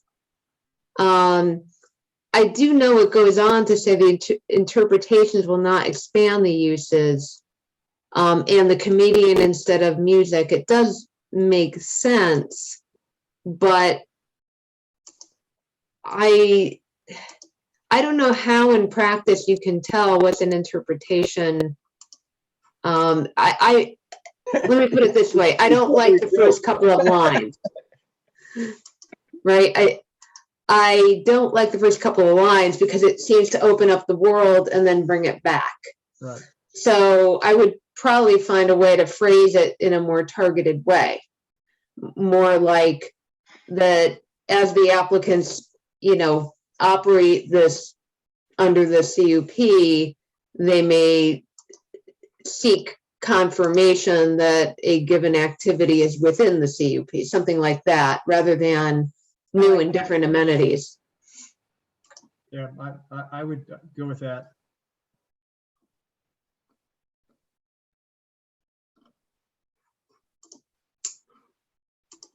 On 25, I had a question of why the verified by staff, verified complaint, and whether the complaint has to be verified or the actual non-compliant. So I don't know what the intent is. I just wanted to ask.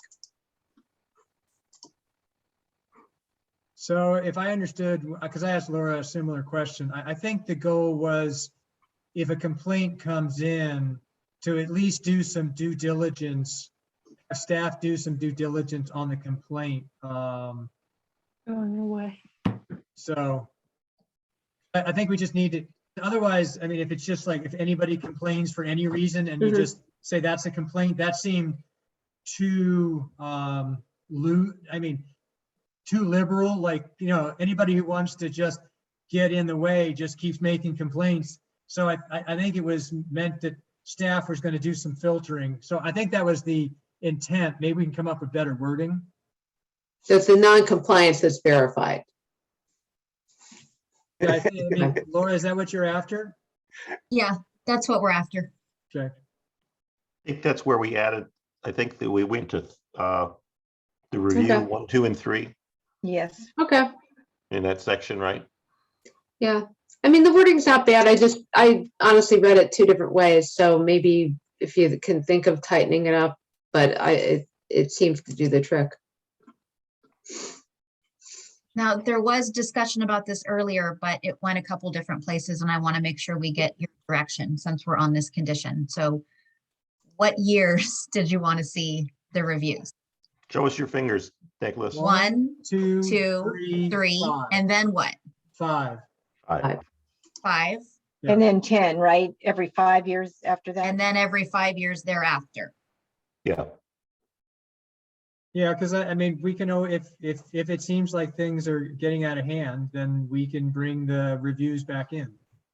Is that, I mean, I'm assuming that's correct. Like, if we decide that we're starting to get too many complaints, we can start having reviews more often, right? If, Yeah. yeah, if the complaints can be verified and they're non-compliant. Yeah, fine. Yeah, no, Heard but I mean, you but I stuff think on the idea is to try to find a balance that if there are legitimate complaints, that they get a public airing at the commission, but that we don't put the Neelys through unnecessary administrative burden by saying, you know, every 6 months you have to do something. So I'm okay with I think the 1, 2, 3 deals with the ramp up, and then 5 ought to be pretty much 5, you know, on from there should be pretty steady state. 1, 2, 3, 5, 8, 13. Now, 1, 2, 3, 5, 10, 15. Yeah. I thought we'd just go Fibonacci. Yeah. Yeah. So. Oh, okay. now you're making fancy math jokes. It's 10:52. Yeah. Yeah. All right. So it's getting late. I appreciate the jokes. I like a little levity this time of night. I would like to try to keep pushing though to get staff the information they need. Fair enough. So we were at 24, 25. Are there comments basically past that? I mean, there's a lot of obviously completely new 26, 27, 28, 29 are all just new additions. I thought there was a suggestion to add the address into like probably 26. Yeah, I was gonna, so if you guys are ready, I think we talked a couple of things. One was completing some physical upgrades, and I think Lucy was proposing physical upgrades that didn't include the fencing or the additional parking, which I'm generally okay with as long as we don't have events that need 32 parking places. So I would say that we could start events, but you'd still be limited to the physical parking places. And so you'd have to move your reservation system down to whatever the number is, 19, until the additional 13 spaces were provided. Does that seem reasonable? Seems totally reasonable. The numbers we've put out are with like Wine Club in full swing, and we're not going to be there initially. Yeah. So just before you can ramp up to the 32, we're going to be at 19 until the parking gets put in, and we might as well just put the fence with it just so that it's got a deadline on it, some pressure to get it finished. So that, I mean, I'm assuming that doesn't make much difference one way or another. The biological schedules are different for the fence and the parking lot, so it could make a difference. Okay, well, can we just say within a year? Just sure, yeah. Okay, because I just don't want this to be, 10 years from now, we're looking at it going, well, we haven't actually finished the CUP. So. We would let's love just- to move the fence. Yeah, so let's just say for those two, that they'll be completed within a year. Is that acceptable to the rest of the commission? So instead of the language that staff provided in number 27, Um, so we tried to address the 13 parking spaces. Yeah, I like the way 27 is for the 13 parking spaces. Right. So Yeah, what we I did for 26, we took out the, in terms of the list of the improvements, we took out the fence in the parking lot out of number 26 and only required the safety improvements. So Right. they need this, like the safety type improvements to be able to have wine tasting and the on-site sales.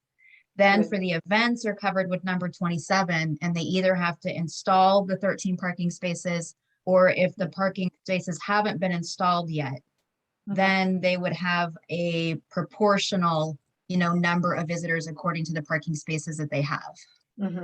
Oh, Right, you- so I oh, like that. It doesn't discuss the fence though, either of them, does it? I left the fence out because I thought that was an optional thing that the applicant is proposing. It wasn't required for any safety or CUP conditions. So if you want that in, we can certainly put it in, but that's why I left. Got it. For the planning director, do we have the staff to make sure that we are at 13, or that that there's a proportionate number of people who will not be attending? My thought is it would simply be, you might say, you might include a date certain by which this is actually going to occur. Yeah, that's what I was suggesting. I agree. And it's like 13, if it doesn't happen within the first couple of years, then it happens, or by the first year, it happens by the end of the second year or third year, but the beginning and middle and end. Yeah, I mean, I'd like to propose just the first year. I mean, I think they want to do it, and I think the idea here is they're not doing it not for cost. They're doing it because it's seasonal. They kind of need to wait to get the biologicals. And you only need a year cycle to do that. You don't need a multi-year cycle to do that. So do you want to just add that 1 year trigger onto what we've got drafted here? So that they're required to do it within a year? I mean, I would propose that. It seems like the Neelys are willing to do that. So I think that's what we should do. That way we just have it closed out. But again, we're in this mode that, if the Neelys are going to update this, they can just provide that in the update. I just don't want to lose these things for the next meeting. So that's what I would like to see. So I think we'll send them the staff drafted conditions plus the 1 year trigger for the parking lot, plus the requirement that they get the new address in order for the wine tasting to start. Right. I think leaving out the fence was fine. It was a good choice.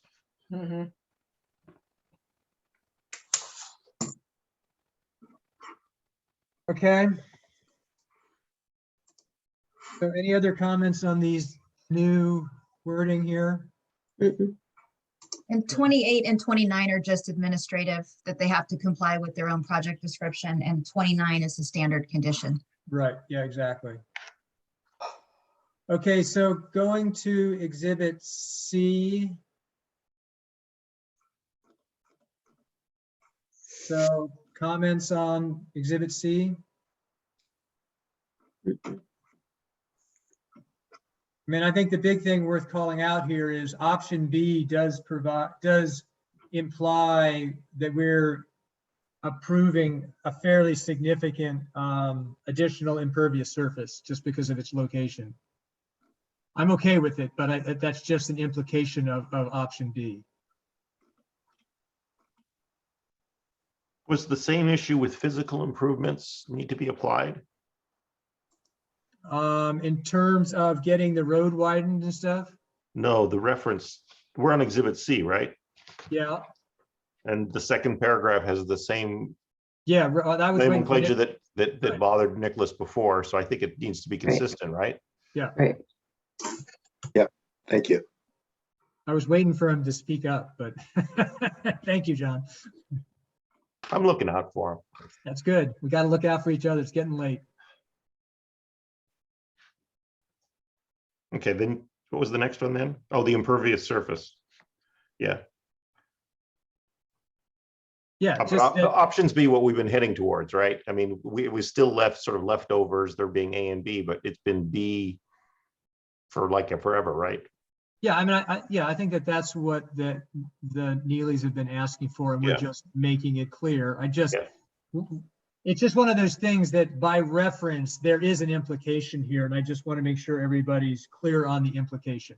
Like I said, I'm okay with it, but that's the implication is, I forget the exact additional impervious surface, but it was fairly significant for 4,200, 4,296 square feet, but they still have an allotment of 12,433 square feet left. right. It fit within the overall site.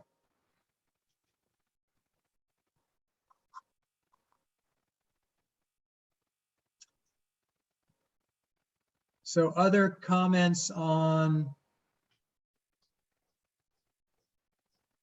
Exhibit C? Is this where the oak tree protection should go, somewhere in here? I don't know, Laura, what do you think? Where's the right place to capture? Because we're getting to number, I mean, Addition 35. is 44. where- 34 or 35 is where we talked about this. 44 is the oak tree. Oh, 44? Thank you. That wording came from the ASCC recommendation that they be present to evaluate the widening around the oak tree. Excellent. Okay. And I think Conservation Committee was making a little bit stronger ask than that. I think they were asking that the road widening be on this, all the road widening in that area be away from that oak. We can evaluate that, but we shouldn't have that as a condition tonight because it hasn't been reviewed by engineering. So we don't know if changing the shape of the driveway could impact the site visibility or how the driveway would be used. Okay. And this specifically gives them an opportunity to have their input, so. Right. Yeah. So we can ask for it to be evaluated, but we shouldn't require that that be done. Mhm. But if they come back and say that we evaluated and doing it all on one side is okay, then at that point we would require it. Presumably is subject to review by. But By whom? Who's gonna take the engineering input and the conservation input and say, yep, let's do that, let's do this? Is it a one member of the ASCC? I would think that it's the conservation makes a recommendation, engineer has to figure out, or the public works director has to figure out whether it's feasible. I agree. And then I think one member of the ASCC could make the decision. So Conservation Committee makes a recommendation, staff reviews for feasibility, ASCC makes a decision. Yep. Member. Pretty much standard. Yep. Yeah, pretty standard.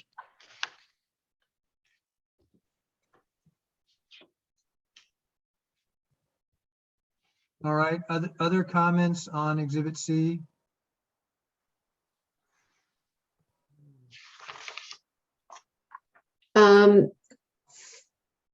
Just a question on 46A.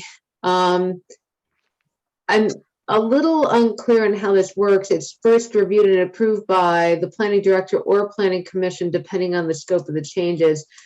Should that reference some other jurisdictional determinants? Because right now it just seems unclear where it needs to go, and I would think having a clarity on where these modifications need to be approved would be important. This is our standard condition language that we use for most Okay. projects. So if the example would be they change the shape of the parking area or the impervious surface at the patio, then I would approve that. If they Okay. make a big change to it, then I would send it up to the reviewing body. Okay, if it's consistent with what you do elsewhere, that's fine. Okay. Okay, and then the last ones again are kind of just boilerplate, right? The 48 and 49. Yes. Yeah, okay. All right, is there any other input that commissioners feel like we haven't captured with directions to staff and the applicant?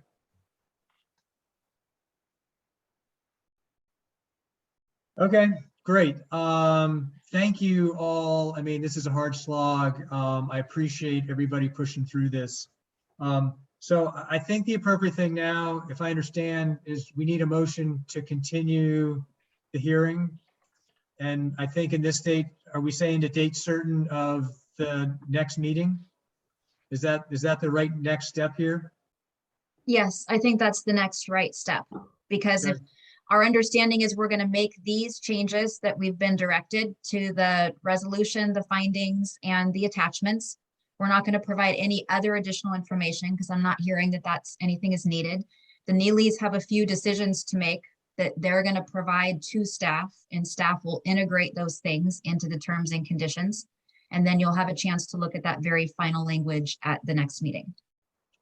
Okay, and I mean, can I offer up that I think John and I would be willing to, sit down with a draft TNC and just make sure that we've captured all the things that we think we've talked about. What I'm trying to get at there is I want the full commission to vote on it, but I'd sure hate to get to the next meeting and go, but in the last meeting, we talked about this and it didn't get in the TNC. And then in the meeting in real time, we're trying to add this stuff. So I think before we put out the next packet, I think it'd be reasonable to make sure we get two commissioners to review it, just to make sure we captured tonight's discussion.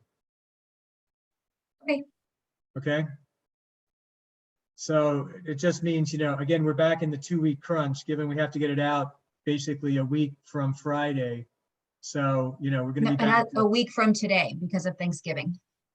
Yeah. Okay. So even worse. So that means that, yeah, we need to get going on this to get it turned around. Well, Will do. Okay. Thank you. Thank you so much. yeah, you all did a great job of sticking through. Hanging in there. Slogging through this. So we do need to have a motion and a second to continue the public hearing to December 1st. I motion we continue the hearing to November 1st. I'll second it. Thank you. I have a I'm first. sorry, December confirming 1st. December. December 1st, sorry, yes. That's what I meant. I have a first, I have a second. Is there any discussion? Okay, we Okay. need a roll call vote, please. Yep, please.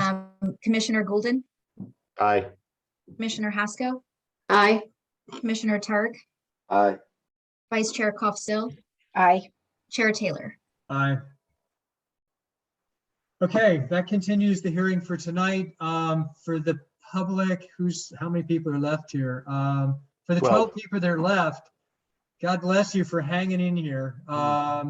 We're still open to public comment.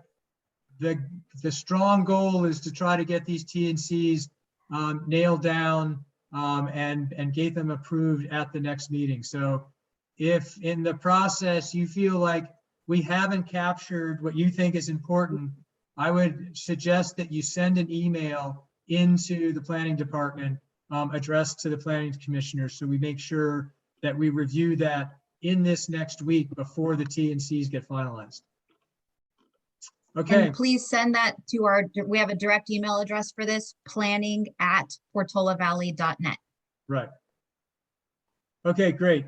Thank you. Thank you all. Let's move on to the next agenda item. Joe, are there any commission reports?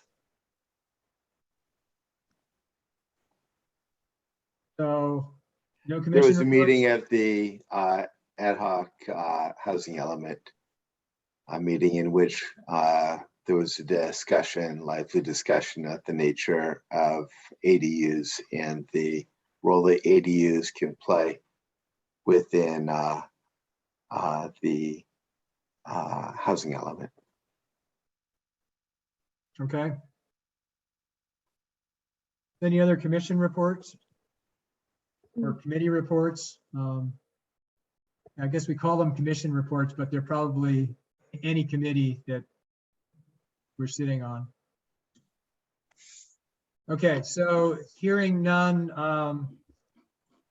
just to keep the process formal, I'm opening it up to public comment on the commission reports. Is there any public comment? All right, seeing none, I'll go on to the next item. Are there any staff reports? No staff report this evening. Okay, great. No staff reports. All right, then moving on to approval of the minutes. We've got the Planning Commission minutes from November 3rd. Are there comments from the commissioners? Okay. I have one.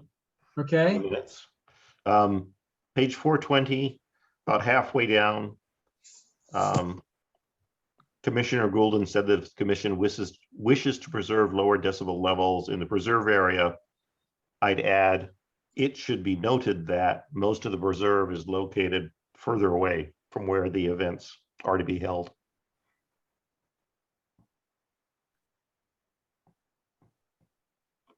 So I'm trying to, so what were you at 420? I was trying to relate those two sentences together because they don't really make sense on their own. Okay.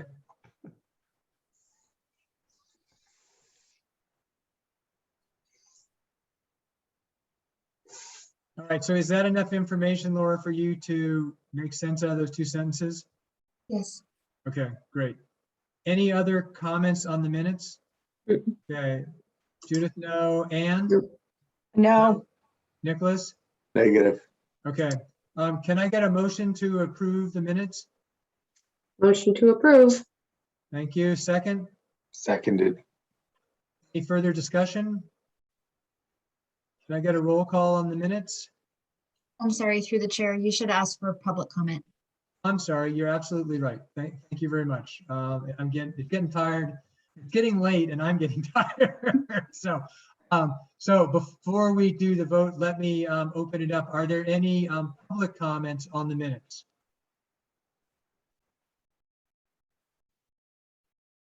Thank God.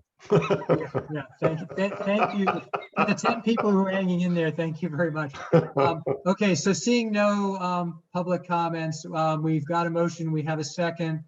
Is there any discussion, further discussion? I see no further discussion. Can we get a roll call vote? Commissioner Goulden, Aye. Commissioner Masco, Aye. Commissioner Park, Aye. Vice Chair Koff-Still, Aye. Chair Taylor. Aye. All right, thank you. The final order of business, can I get a motion to adjourn? So moved. Thank Second. you. Seconded. All right, and this, I think we don't need a roll call vote. I think we'll just do a verbal. All in favor? Aye. Aye. Okay, great. Well, thank you again for the commission members. Thank you for your patience. For the council member, thanks for hanging in there. And for the members of the public that have stayed with us, thank you very much. We appreciate the company. Good night all, and we'll see you in 2 weeks. Thanks, everyone. Everybody, happy Thanksgiving. Good night. Yeah, well, I guess it is. Yeah, we'll be happy. Yeah, everybody gets a Thanksgiving first. All right. Good night all. Good night. Good night.